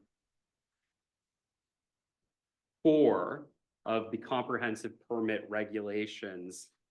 One of the positive findings that you're required to make in order to approve it is that there will be no negative impacts on health and safety, and that the project preserves historical features to the extent applicable. So that's the only standard before you that really speaks to historical. But we wanted to bring the professor here to really make sure we were hitting this topic hard because it is an important site. As part of our physical alteration permit with the Department of Transportation, they submit that permit to the state's Historical Preservation Board. What's the name of that commission, Ron? The Rhode Island Historic Preservation and Heritage Commission. So that physical alteration permit gets transferred to that particular commission. And then they provide a recommendation to DOT on the physical alteration permit. At this stage in the overall picture, we've applied for that permit and the application's been transferred to the commission. And so far they provided a letter back saying, hey, we need more information. So my office provided that information by way of submitting the application materials to that department. And we have yet to hear back since they received that information. So that physical alteration permit then is another condition of you moving forward. Correct, correct. So there is still sort of further historical review, if you like. Thank you. Any other questions? Any other questions from the board? Okay, Thank thank you, Counselor. Thank you, sir. Next witness is Karen Beck of Principi Engineering. And we'll definitely want, yes, the site plan up on the screen for this one. So we have your name and address for the record, Karen Beck with Principi Company. and you raise your right hand. Do you swear to tell the truth, the whole truth, and nothing but the truth, so help you God? I do. Right, thank you. Of Principi Company or my own? Principi Company is, oh God, now I'm gonna blank. Tiverton, Rhode Island. 27 Secundit Ridge Drive. Yeah, there we go. Ms. Beck, could you please inform the board of your educational and professional background? Yes, I am a registered landscape architect. The entirety of my career has been in civil engineering firms. I was 3 years at the Department of Transportation, 33 years at Commonwealth Engineers and Consultants, Inc. of Providence, and now 4 years at Principi Company, where my job responsibilities include landscape architecture, but also permitting through the DEM and CRMC, as well as grading, drainage, and site design. And Ms. Beck, have you been accepted by municipal boards in the past as an expert in site design? I have. I would request that Ms. Beck be so recognized this evening. You need a motion to that effect, please? I'll make a motion to recognize Ms. Beck as a registered landscape architect. In a second. Kate, thank you. Got a motion made, second, all in favor, say aye. Aye. Thank you. Ms. Beck, can you please walk the board through the site design with particular focus on stormwater control, wastewater management, circulation, status of state permits, and also landscaping? I know you have a big job this evening. So, as has been mentioned earlier this evening, we've worked very closely with Garrett as the property owner to make sure that this project meets his needs, meets the requirements and needs of the town of Portsmouth, as well as all of the regulatory agencies that we have to get permits through. We did make a concerted effort to make sure that the view of this site, which has significant historic features on it, would still be providing that view from East Main Road. So the existing structure does not have anything that is going to be put forward in front of that. It's currently mostly lawn. There is one existing sign that says Borden Farms. There it was originally a circular gravel driveway that came from this property and then went onto the adjacent property, which is now commercial. So that has been terminated as far as a circular driveway. We will be continuing to utilize the existing curb cut along East Main Road. We have to widen that existing curb cut because of the fact that it does not meet the standards either for the town of Portsmouth or for RIDOT. So there is a very small portion of the existing stone wall on the south side that will be impacted by this widening of the existing roadway, but it will be those stones, et cetera, will be moved from one side to the other side because the existing stone wall on the north side of the existing access drive is actually shortened. It's an interesting view, quite frankly, from East Main Road because those stone walls are actually retaining walls. So there is a very short portion above the sidewalk that exists along East Main Road. So it's a kind of a short retaining stone wall. And then the land actually drops off on the other side. So it's lower in elevation on the interior of the property as it is from East Main Road, which you don't really see as you're driving down the road. But when you're on the property itself and look back to the East Main Road, you do see that elevational difference. So what happens is there's actually, so we're coming off of East Main Road at approximately elevation 114. And we're dropping more than 6 feet to the rear of the parcel. The existing barn, as was noted previously, is a raised structure. There's actually a very elongated and prominent angled driveway that goes up to the big old barn doors that are present, and that will be retained. That's going to be the front door, if you will, to this building, but we are not changing the grades. It has stone retaining walls on either side of that. Those will be retained, and we will be planting on either side of that and to enhance it, to make it a little bit less elevationally challenged, if you will. But we did make a concerted effort to tuck the new buildings, if you will, behind those existing historic structures. So buildings B and C are tucked behind the barn, and they are 2-story buildings. Building E is tucked behind the existing residential structure, and then the relocated shed, that's one of the nicer, there's several outbuildings that are present on the property. We're going to be reutilizing one of those. So tucking between those two, there's the existing access walkway to the rear of the existing building, but buildings E and F are at the far back of the property, so they'll be, again, elevationally 6 feet below the roadway area. They'll be tucked behind the existing commercial building to the south and behind the existing historic structure. We did this for a number of reasons. One, again, to hide the newer structures and to make it so that when you see the project from East Main Road, you're still seeing that historic facade, if you will. And in addition, we wanted to make sure, quite frankly, that with these new structures and the parking, et cetera, that there was adequate fire and emergency vehicular access. So there's a large turnaround that we're providing that is situated between the barn and the historic residential structure. And that is going to be a somewhat raised area. But again, what it does is it breaks up the impervious surface areas and gives us an opportunity. It could be a mound, it could be landscaped with daffodils and other perennials and things like that. Again, to break up the view, and what you would see is historic barn structure, the raised landscaped island, and then the other historic structure.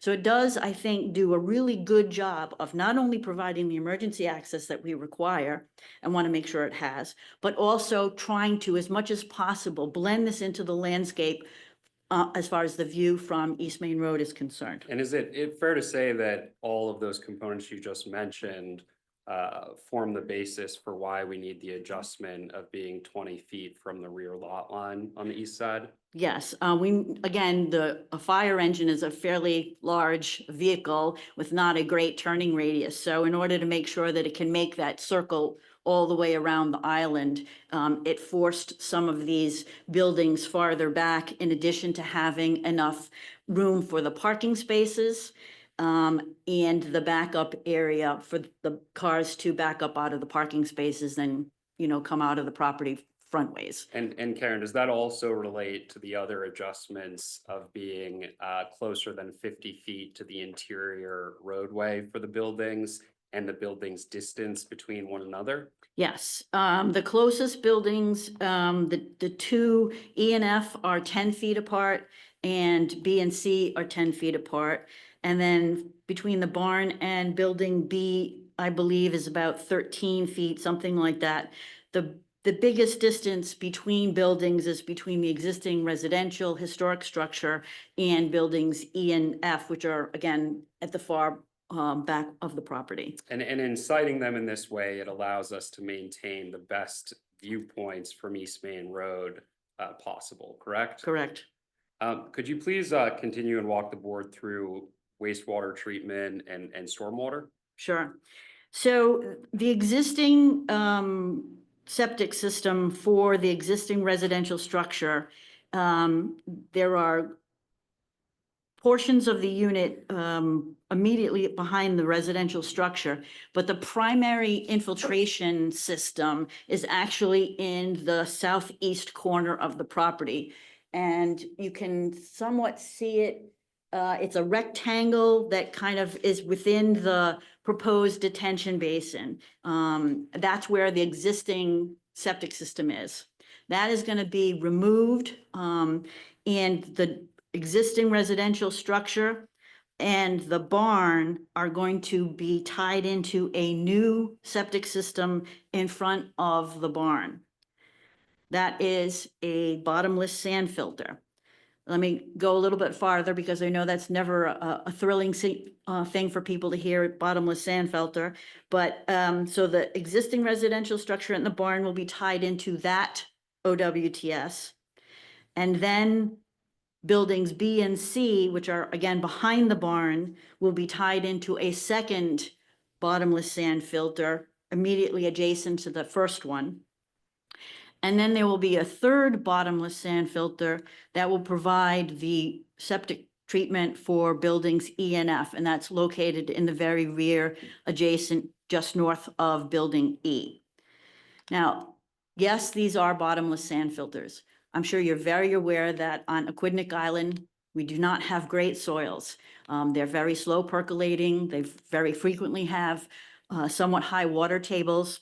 And so in order to provide the best systems for these structures and not having them take large amounts of land area, bottomless sand filters are required. There are many ways, quite frankly, to make a bottomless sand filter more appealing. I have a tendency to call them barbecue pits because they kind of look like very big barbecue pits. But there are many things that can be done to make these bottomless sand filters more aesthetically pleasing.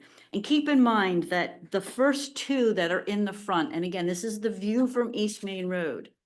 But again, as I mentioned earlier, the ground elevation behind these retaining walls along East Main Road mean that these sand filters are actually lower in elevation than the roadway.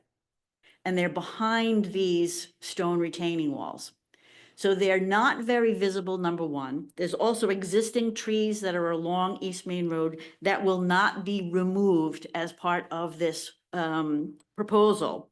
And we could also enhance the facade of these bottomless sand filters either with utilizing some of the stone from these stone walls that are present on the property that will have to be removed to a certain extent. So we could reuse that stone around these and make it look like another stone wall or a stone pen or something like that. We've put decks over them. You have to make sure that the airflow is still there, that rain still can get through it, and that there's an access point for maintenance purposes. But there are many things that can be done to a bottomless sand filter. And we believe the location that we put them in is best for the units themselves, can be hidden adequately because of the elevational difference of where the front two are. And then the other one, as I mentioned, is way in the back. So that's what the proposal is as far as the septic system. The septics have been submitted to DEM OWTS. They will not approve an OWTS permit until they had received what's called the RIPDES permit or the stormwater permit, which we have also submitted. We have now received the stormwater permit and the RIPD's permit. We have those in hand. And now OWTS can continue their review of the septic systems and be able to give us the permit for those. Show us where the septic cell.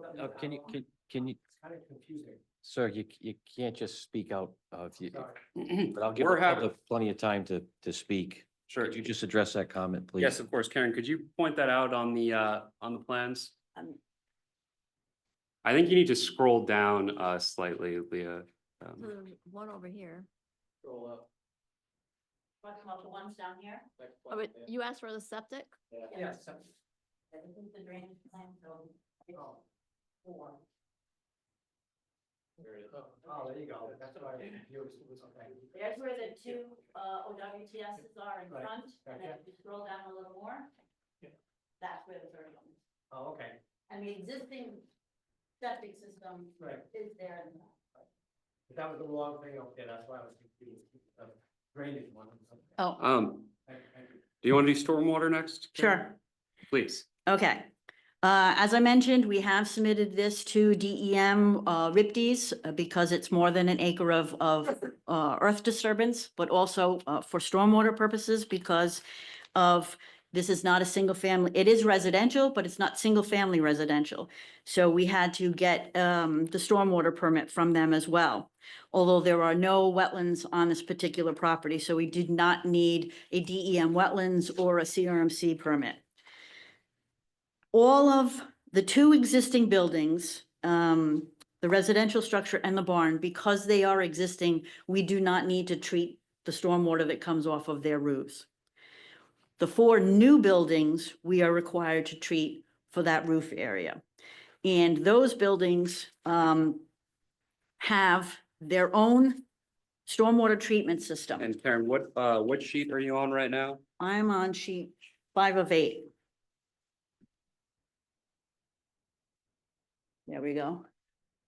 So the structures that you see, there's a long, narrow one on the north side, and then there is kind of a irregular shaped system within the island that the fire engines will make their turnaround on. Buildings B and C are tied into the underground system that is the long, narrow one along the northern property line. That is a storm tech system. It's a very shallow system. It's basically plastic half moons that sit within a gravel base 6 inches in depth and on the sides and on the top. And so basically it's a combined system in the fact that there is storage within the interior of the plastic pieces and also within the hollows between the stones and the gravel.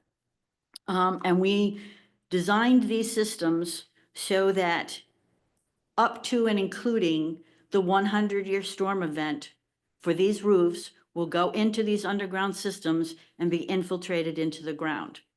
So technically what it does is takes those roof areas and eliminates them from any flow off of the property at any storm event.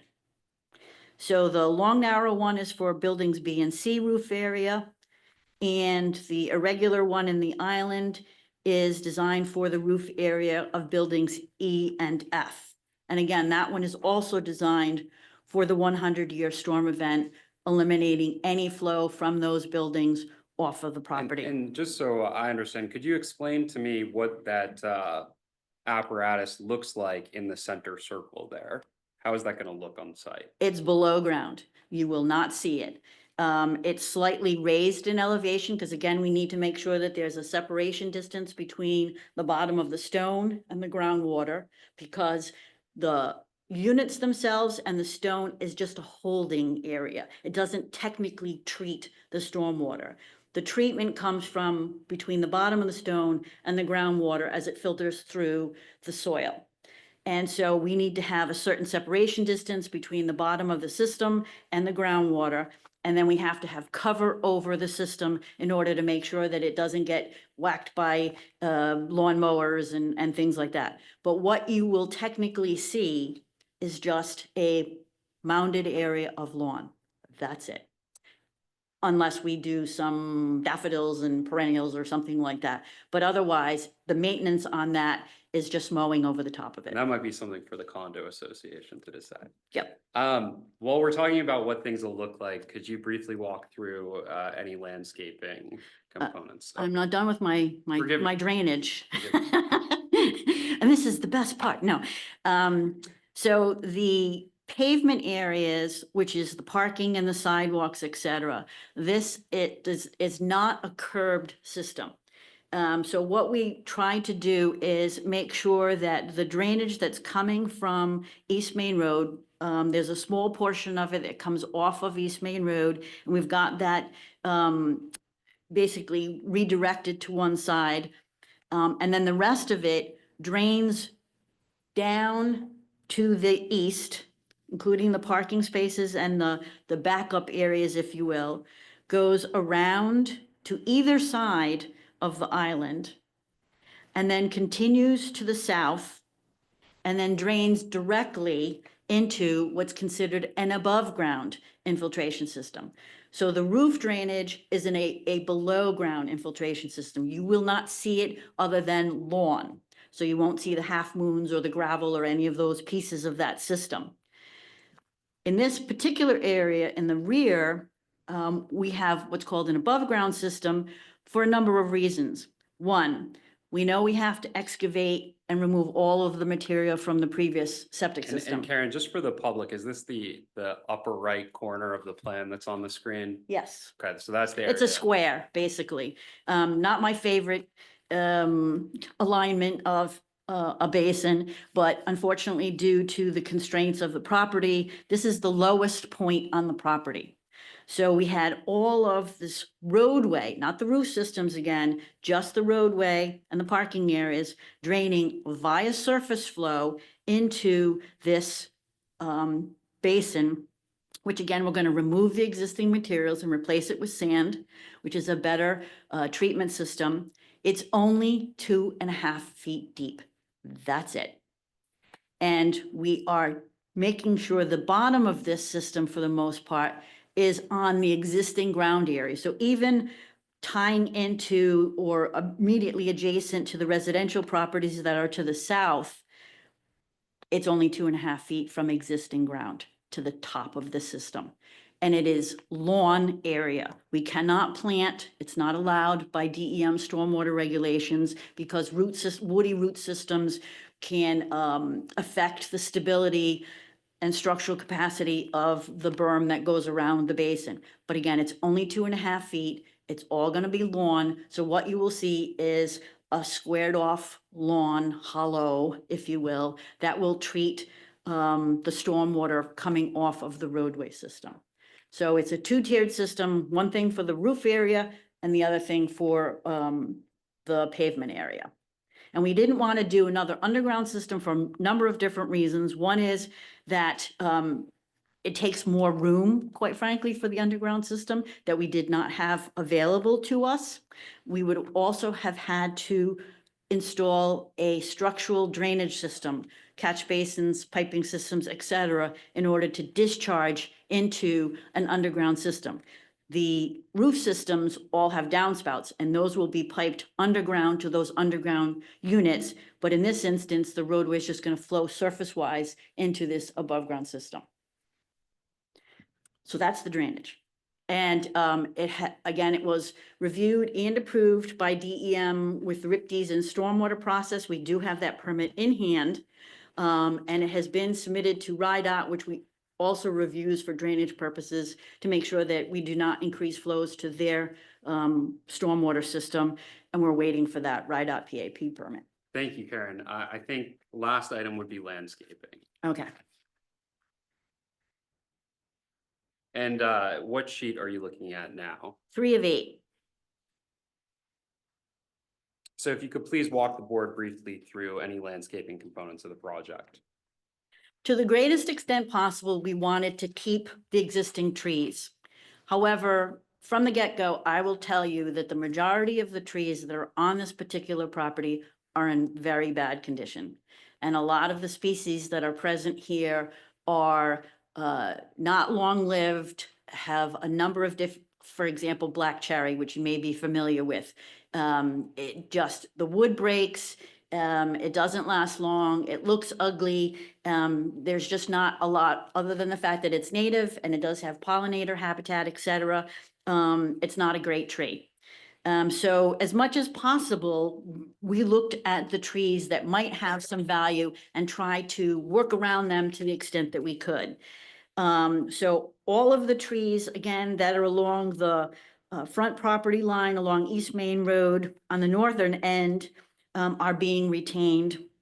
There's a large tree that's just off the property towards the commercial building on the south. That's being retained. There's another one a little bit farther along, just behind the existing residential structure. That's being retained along with a very large rhododendron. Behind the existing residential structure is one of the bigger trees on the property. That's being retained. And in fact, we went to the extent of along the edge of that curved radius for the fire engine, we're putting in a very short, what they call grade wall, less than 2.5 feet. At its highest point, mind you, it kind of filters into the lawn. But the reason why we're putting in that grade wall is to make sure we're not grading onto the root system of that large tree that we want to retain. There are existing large trees along the northern property line. Those are going to be retained. But the majority of the rest of the trees within the interior are going to be removed, mostly because of the fact that, again, we've got to provide the access, the parking, the buildings, turning radius for fire engines, grade changes, make sure that the water flows from East Main Road all the way back to the detention basin in the back. So there's a lot of changes that are happening, but to the extent that we could, we're retaining the existing trees. We know where the stone walls are present, and those will also be retained to the extent that we can. And if we can't retain them, we still have the stones available to reuse them in a lot of different instances.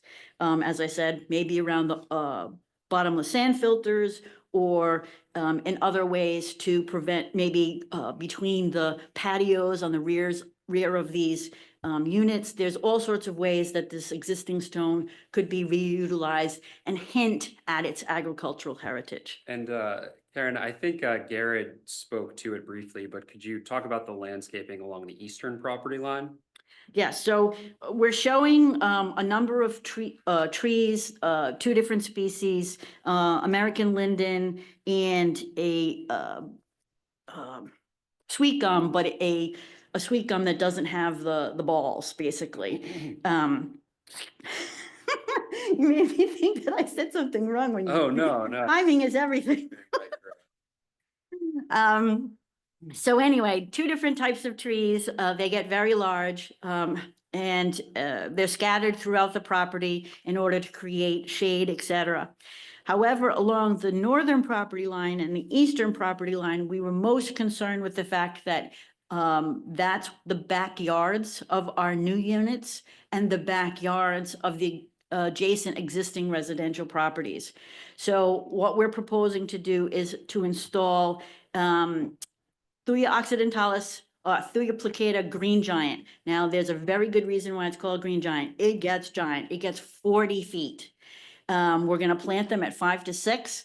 That's, a person's height, basically. We're spacing them about 8 feet. But the reason why we're spacing them at 8 feet is because these guys are giants. If we space them closer together, it's not good for the health of the plants because they get 12 to 18 feet wide. So if we plant them closer than 8 feet, it's not good for the health of the plant, and they grow very, very fast, 5 to 6 feet a year. So they will fill in very rapidly. I've used them multiple times on multiple projects. They look good. They're evergreen. They do a great job screening. The deer don't eat them. So that's another benefit as well. And so we've got them all the way along the northern property line and the eastern property line. And as was mentioned earlier by Garrett, he's made a commitment to not only plant these green giants, but also put in a 6-foot high screen fence. So even from the get-go, this is going to do screening for these adjacent residential properties, both off-site and on-site. I have nothing further from Ms. Beck unless there's questions from board members. Any questions from board members for Ms. Beck? Only one to your last point, the screening to the north and the east side, is there, obviously that's gonna take some time to grow and establish, but is there any provision to do that on the front, or you think construction's so close to that that Well- you're gonna wait on the landscaping until the back end? I think with respect to the front, planting trees that would, obscure the view of the Borden Farm and the main house and barn is sort of not desirable, but I'll let Karen speak. to Yeah, that. no, I mean, so the trees to the front, it's nice to protect everything you can. If anything, it helps mitigate the effect on the historic view shed to the front, right? You're blocking off the residents to the back, even though they're pretty far back there. And it'd be really nice if you could plant it in roundabout, but of course, that's not really an option. No, because of the underground system.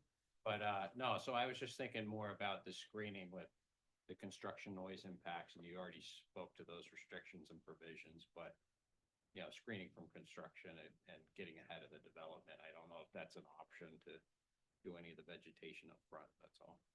Are you talking along What you just talked about to Yeah. the east and the north. In the side, north, yeah.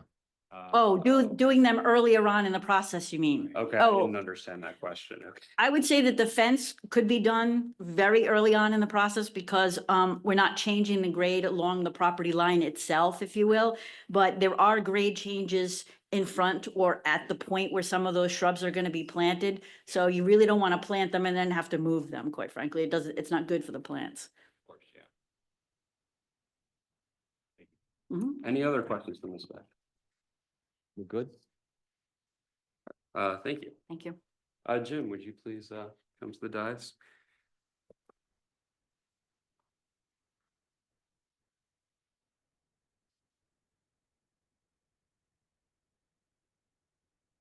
Could you state your name and address for the record, Mr. Hool? Yes, James Houle, Houle, 198 Union Street, Portsmouth, Rhode Island. Do you raise your right hand and do you swear to tell the truth, the whole truth, and nothing but the truth, so help you God? I do. Thank you. Before Mr. Houle begins, has the board been provided with a copy of his report and CV? I know it came in a little bit later. We do than the have other- it. It came in a little late, but I know Mr. Hool has testified before this board before. I just want to make clear that it's part of the record Yes. already. Okay, excellent. Mr. Houle, can you provide your educational and professional background?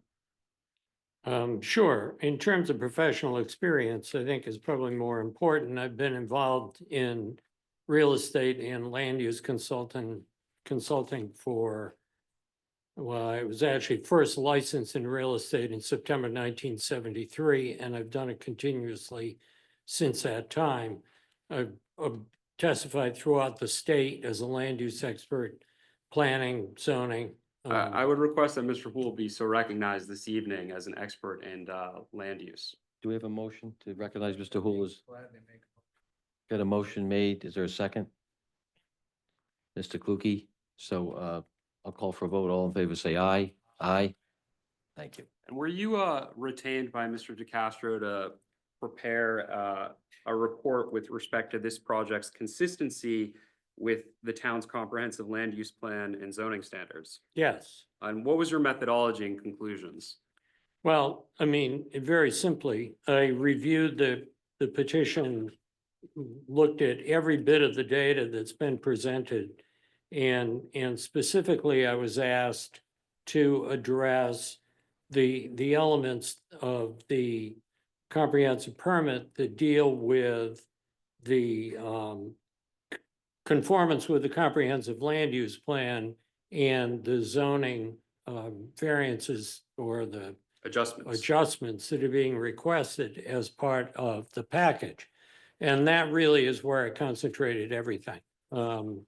So when I look at it, when I look at the project, one, the required findings in terms of the comprehensive plan is whether or not the development is consistent with the local needs as identified in the comprehensive plan, community plan, particular emphasis on town's affordable housing plan and has satisfactorily addressed the issues where there may be inconsistencies. And Jim, before you really get into that, are you familiar with Portsmouth's current affordable housing stock and what percentage the town is at? Yeah, of course, the state is requiring every town to have 10% affordable housing, and Portsmouth is less than 3%. Is it right at now. 2.66%? I believe that is the number that I've seen. I don't want to quote it exactly, but it is, yes, it's under 3%.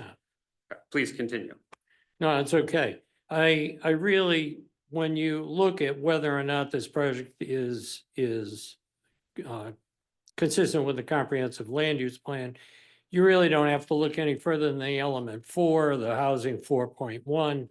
The very vision of the land use plan is Portsmouth's sense of community will be evident in a diverse stock of high quality, safe, affordable housing options for all individual needs and income levels. When you look at 4.2 in the introduction, they again talk to the diverse housing, but then they introduce the element of the state and the requirements for the affordable housing. And so you're right off the bat, within the beginning of 4, you have exactly the issues that this project, in my mind, addresses. You have first, they're going to incorporate, when you talk about maintaining streetscape, you're going to maintain this, everybody has spoken earlier of the historic nature of the project, that the passing it on the East Main Road, you're going to retain the streetscape that you already has, these 2 major historic buildings. You're going to be bringing forward one of the other minor historic buildings that are on the property, so that you basically, as you go by, are going to be looking at a historic building or historic site. We're aware that we need to have Portsmouth, like all communities, is short of dwelling units in general. We all know that. We hear it every day. The prices have risen exponentially. And, you know, a surprising number of people who live and work in Portsmouth actually qualify for affordable housing. And so therefore, I think it's essential that we introduce as much affordable housing as possible. We have, let's see, in terms of the defined affordable housing units, again, we already addressed the fact that there's only 3% out of the 10 or less than 3% out of the 10. And what I really find appealing about the particular project is that when you look at element 12 in terms of the land use, this is an infill project. This is a project that uses an existing lot. It's not encroaching further outside into undeveloped areas. It's using exactly what is there to introduce all the additional housing that is being created on the lot. So I think overall, it does an excellent job of conforming to what the comprehensive land use plan states. And Jim, have you also taken a look at the request for adjustments that the applicants made in association with this project? I did. And what, if any, conclusions have you formed about those? Well, I think there's 2 things that are really important about the actual question dealing with the development. One is whether or not the adjustments are in compliance with the zoning code and land development and subdivision regulations. But also, and very important, is whether or not the relief is overshadowed, so to speak, by the need for affordable housing in the community. So I think that's a really important part of this thing. But when I look at each of the requested variances, they're very typical types of variances that are requested in this type of a project. I've testified in front of the zoning board before on other projects that have exactly the same type of variances when they're doing land development. Again, especially when you're dealing with an infill lot, you have a hardship in that you're trying to preserve a streetscape of these historic properties. So the placement of the additional units has to be to the rear, and it creates a lot of the need for setback relief and dimensional relief between the structures. And that would be true even if this weren't a comprehensive permit That's- application, correct? No, you're absolutely right about that. I think it's important though to, again, emphasize that because it's infill, you're gonna run across the need for this kind of thing. It's not gonna, when I look at the standards for zoning relief, it's not gonna alter the character. Again, the hardship is clear that the existing land use requires them to be fitted in place. It's the least relief. These are very minor requests. And just to further clarify, those standards don't even apply here, correct? They don't apply, but I think it's important to look at them in terms of how they relate to the zoning So code. even if they did apply, in other words, you would find them. I would find them reasonable. absolutely. But I think again, probably the most important thing is that they certainly, the need for the affordable units outweighs the de minimis request of the relief. And Jim, for the record, is it your opinion that the proposed development is consistent with local needs? Oh, absolutely. And is it further your opinion that the local need for affordable housing outweighs the de minimis adjustments that the applicants requested tonight? Yes. I have nothing further for Mr. Hool unless there are questions from the board members. Any questions from members of the board? Mr. Hool? Yep. Thank you, Jim. So I have nothing other than some closing remarks, but perhaps I could reserve those until after members of the public speak. That's a great idea. Thank you. Just one, so any questions for Mr. Monty before we go to the public? Okay. Thank you. All right. If there's any members of the audience that wants to opine on this position, please come forward and state your name and address for the record.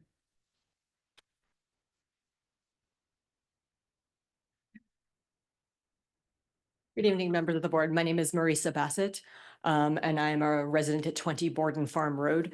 That is one of the properties that abuts this development to the east behind it.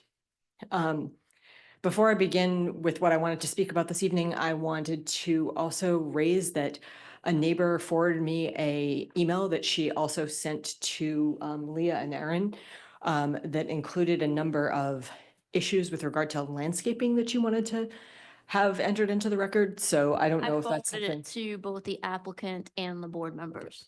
We have it. Thank you. Good, thank you. So as I said, I live in the space that is behind this project to the east. It's not got a whole lot of attention in this. A lot of attention's been focused around the front and what looks like from East Main Road. I understand fully the need for affordable housing in Portsmouth. And I also have been living in this address for some years now, and I know Mr. DeCastro, and he's not been a bad neighbor.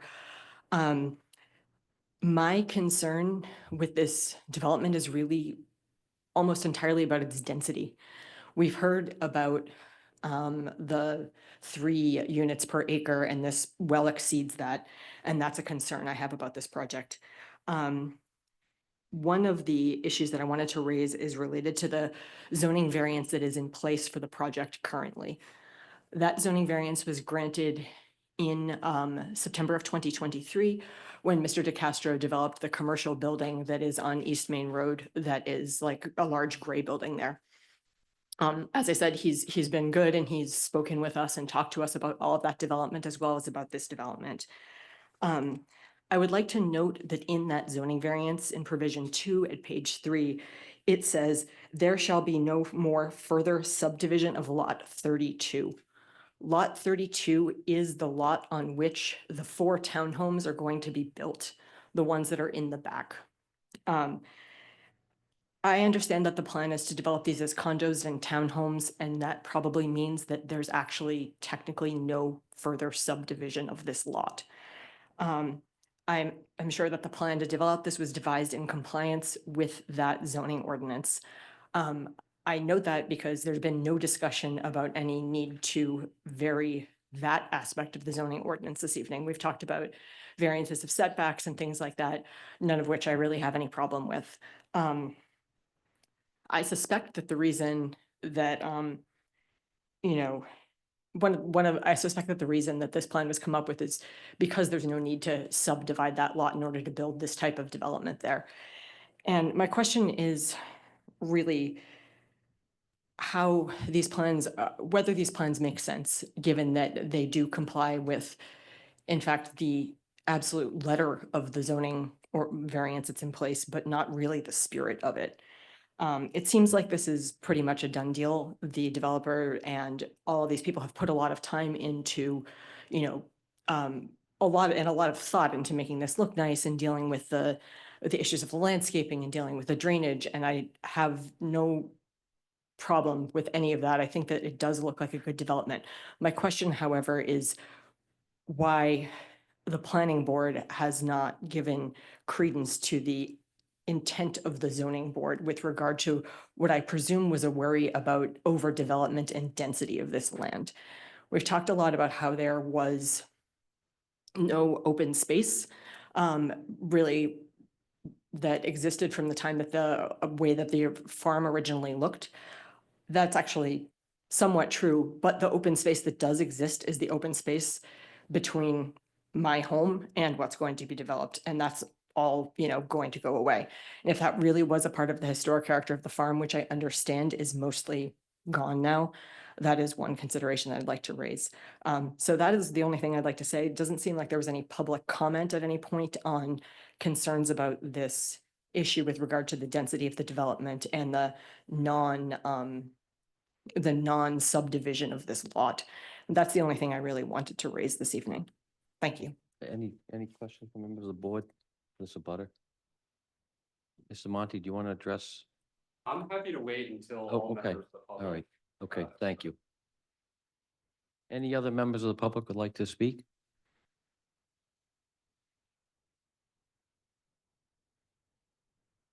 Mark Sieben, 40 Borden Farm Road, Portsmouth, Rhode Island.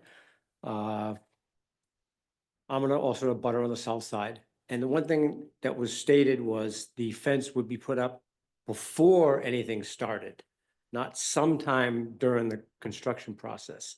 So I just wanted to make sure that was perfectly clear, because the landscape lady said, that, yeah, the fence can be done whenever, you know, like that, but We'll it's agree to supposed that be as a stated the fence, because Garrett had a nice meeting with us. He says, we're putting the fence up, that we'll do that first. And so if that's in there, I have no problem with that, you know, but not eventually. So it sounds like the petitioner just said he'll put the fence up first. Could you tell me at which property line are we talking about? I believe we're talking about the eastern property line. Right. No, I'm one of the 4 abutters on the side. So it'll act as safety fencing initially, and yeah, we're happy to provide that. It's good practice.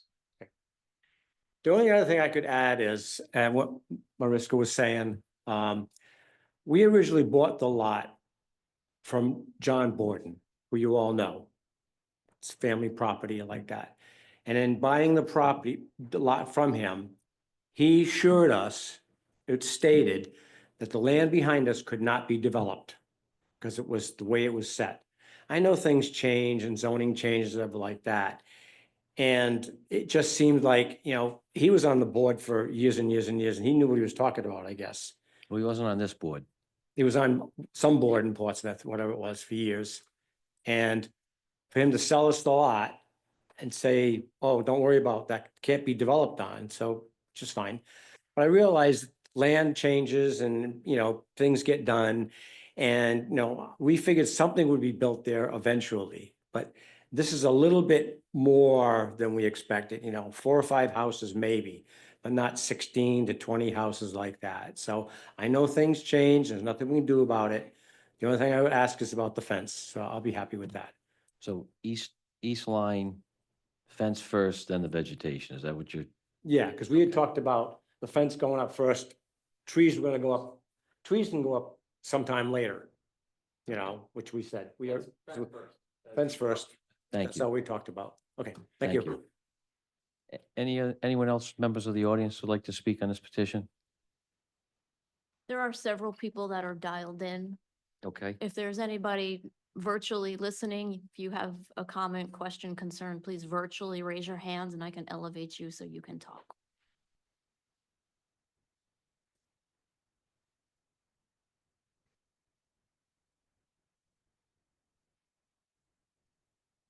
No one's raising their hand. Mr. Monty, could you address the, the two folks that spoke and? I can, yes. Thank So first, I think with respect to the fence along the eastern property line, the owner is committing and is happy to make a condition of final plan approval that, or condition of this approval, frankly, that fencing be installed prior to the commencement of construction. So I believe that takes care of the second individual who spoke. I think the first individual who spoke made some more broad comments about density. And that's actually something that's really important, touches upon, my closing remarks that I intended to make. It's that everyone is for solving the housing crisis, until more housing is proposed near them. And that's exactly why the state has passed Rhode Island General Law 45 53-4 because of this very issue. And so Portsmouth presently has under 3% affordable housing stock. The state mandates 10%.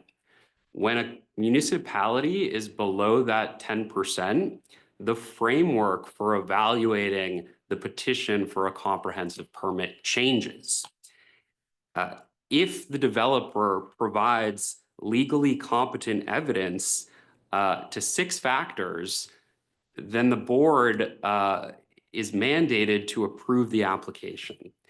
And we think we've done that very thoughtfully and respectfully here tonight with these development plans.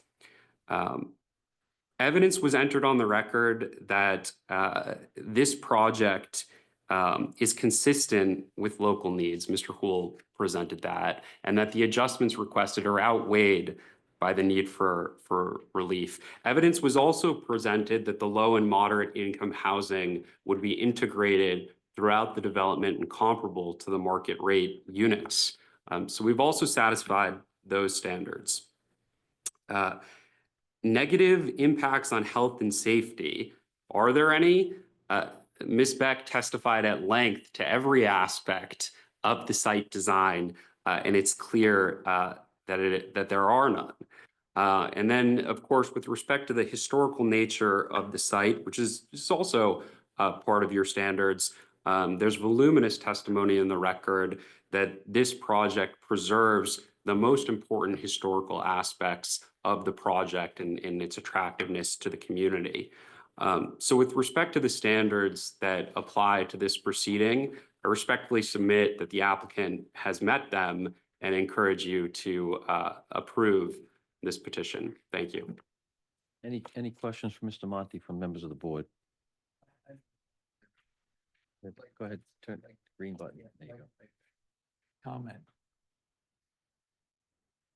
Portsmouth is not as bad as it sounds on affordable housing, because there are several mobile home parks that are not allowed to be counted. They are affordable homes. There's a lot of people there. They're good sized. And if you take that in consideration, we're still not at the 10%, but it isn't as grim as it's being put out there. I love everything about this project, so not taking anything away from that. Understood. All right, thanks. And I'm happy to reiterate what the conditions were that the applicant's agreeing to, if that's helpful. Yeah, would you please, for the record? Yes, so I think condition number 1 is that along the eastern property line, there will be installed a 6-foot fence, and that 6-foot fence will be installed prior to the commencement of construction. Condition number 2 is that the condominium documents will reflect that there will be no short-term rentals within the condominium development, and short-term rentals being defined as rentals less than 30 days. Condition number 3 would be that the condominium documents state that there will be no construction or maintenance noise before 7:30 a.m. on weekdays and 8 a.m. on weekends. And I think it would also be prudent to add the condition that prior to final plan approval, the lots be merged, because that's also a portion of this application. Yes, Will you be asking that final plan approval be approved administratively? yes. That's condition 5. Was there anything else, Mr. Monty? No. Go ahead, Mr. Tibbetts. This goes back, I kind of reread, I had written down, the 4 or 5 permitted adjustments, so I apologize for Sure. kind of backtracking here, but one of the comments that I had at the very end, it wasn't to do with the density waiver or the setbacks. I think I wrote down that, that it didn't call for water retention features ahead of construction. So I apologize for bringing it back up here, but it triggered, hey, great, you're accounting for the 100-year storm. But ahead of that in construction, is that problematic? I'll remind you, you're still under oath. Under oath. Okay. Thank you. What we're saying basically is, as part of the RIPD's permit, we're required, because it's more than an acre of disturbance, to provide a phasing plan. That phasing plan is included in the set that was provided to you. The basin, because it's in the very back of the property, in the far corner, we don't want to construct that first, because the point to it basically would be that we need to construct the new buildings and their drainage system and the parking area and the new entrance off of East Main Road, et cetera. So that was the only criteria. We were basically acknowledging that Portsmouth says the drainage should be constructed first, but it's only the drainage for the pavement that's not going to be constructed first. We will construct the basins for the roof areas as those buildings are constructed. Most of the impervious will be covered ahead of time. Correct.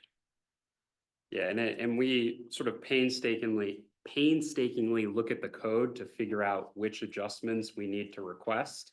And this is one that our office identified that wasn't even identified, frankly, by the town initially. So we've really tried to pinpoint every single bit of relief we need. And we would still make sure during construction that there wouldn't be any runoff off the property, even without that being constructed. Okay.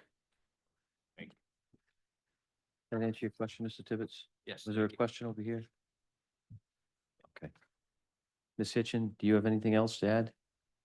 I will also add that the applicant has been before the TRC in early February. It went very well in terms of DPW, fire, police, building. And this application has also not gone to design review board, and I did recommend, and the applicant did accept that they will go to the design review board. With the new state legislation, the applicant can go to final plan approval administratively. So that's the new process. But we can make condition number 6, they go to the design review board. Is that correct? Yes. Okay. You have no objection? Happy to do so. Okay. Anything else, Ms. Hitchin? No, I do not. All right, we're going to close the public hearing. I'm going to call for a motion. What is the pleasure of the board? I'll go ahead and make a, You might need this. I got it. I got it. All right, I'll make a, That's the ready? 6. There you go. I'd like to, make a motion to grant preliminary plan approval for a comprehensive permit for major land development of the Borden Farm Estates as consistent with the comprehensive community and land use plans. That the 5 adjustments or relief requirements from setbacks, density, and water retention outweigh the LMI and local need considerations provided, or that the LMI considerations outweigh this setback relief. You got what I'm saying? Yeah. Thank you. That there's no significant impacts to health and safety. That the proposal preserves the historic features and nature of the site to the max extent practical, particularly across the main frontage. And with the following conditions of approval. The provision of a 6-foot fence for abutters along the east property line ahead of construction start. The provision number 2 for short-term rentals, or for no short-term rentals as a condition of the condominium documents defined as under 30 days. The third, that there be no construction noise authorized before 07:30 on weekends or weekdays and 0800 on weekends. The fourth, that prior to the final plan approval, the lots be merged, and that condition can be approved administratively. The next condition on the this petition going to the DRB board for recommendations and approval. I think I'll add a separate one that came out of that, but was discussed. I think you'll concur is the historical recommendation be confirmed via the physical alteration permit. That was the conversation. I believe that's appropriate. And did I miss any conditions? Nope. No problem. For my condition, I thought it was that the final plan could go for administrative approval, not just That could be, prior to the law. Yeah, you're right. Yeah. sure, I put that as a condition. You can, that's 2 conditions. I'm good with that.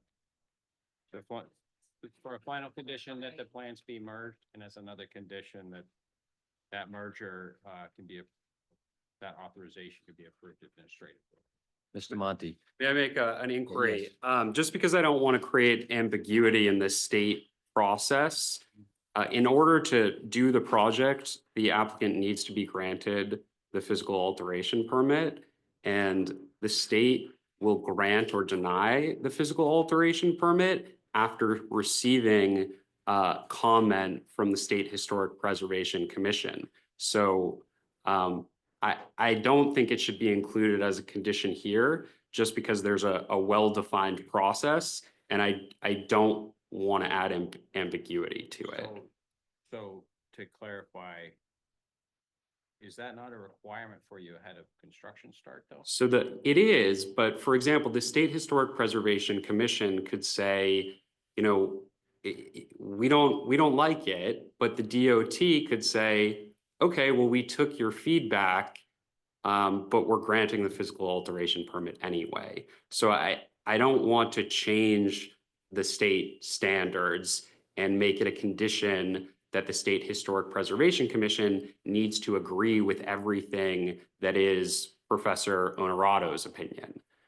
They're going to look at it and provide a recommendation to DOT, and then DOT grants or denies the physical alteration permit. So I just don't think it would be productive to add any ambiguity to I know there's other permits required as the well. process. You know, Mr. kind of Mr. Monty's construction right. on- There is no, they are not actually an official approving body. They're a Yeah. component of the physical alteration permit for the DOT. Right. I mean, I'm fine with withdrawing that. Thank you. I would request that. I agree. Did I miss anything? No. Okay, so we have a motion. Do we capture it all? Okay, do we have a second? Mr. Harding? Any further discussion on the motion? All in favor, say aye. Aye. Any opposed? Motion carries. Thank you. Thank you for your time. Pass that back. Cheat sheet. Tell them I signed it. Oh, perfect. All right. Do we have a motion to adjourn? What's that? We're adjourned. Luke and Kate, we're adjourned.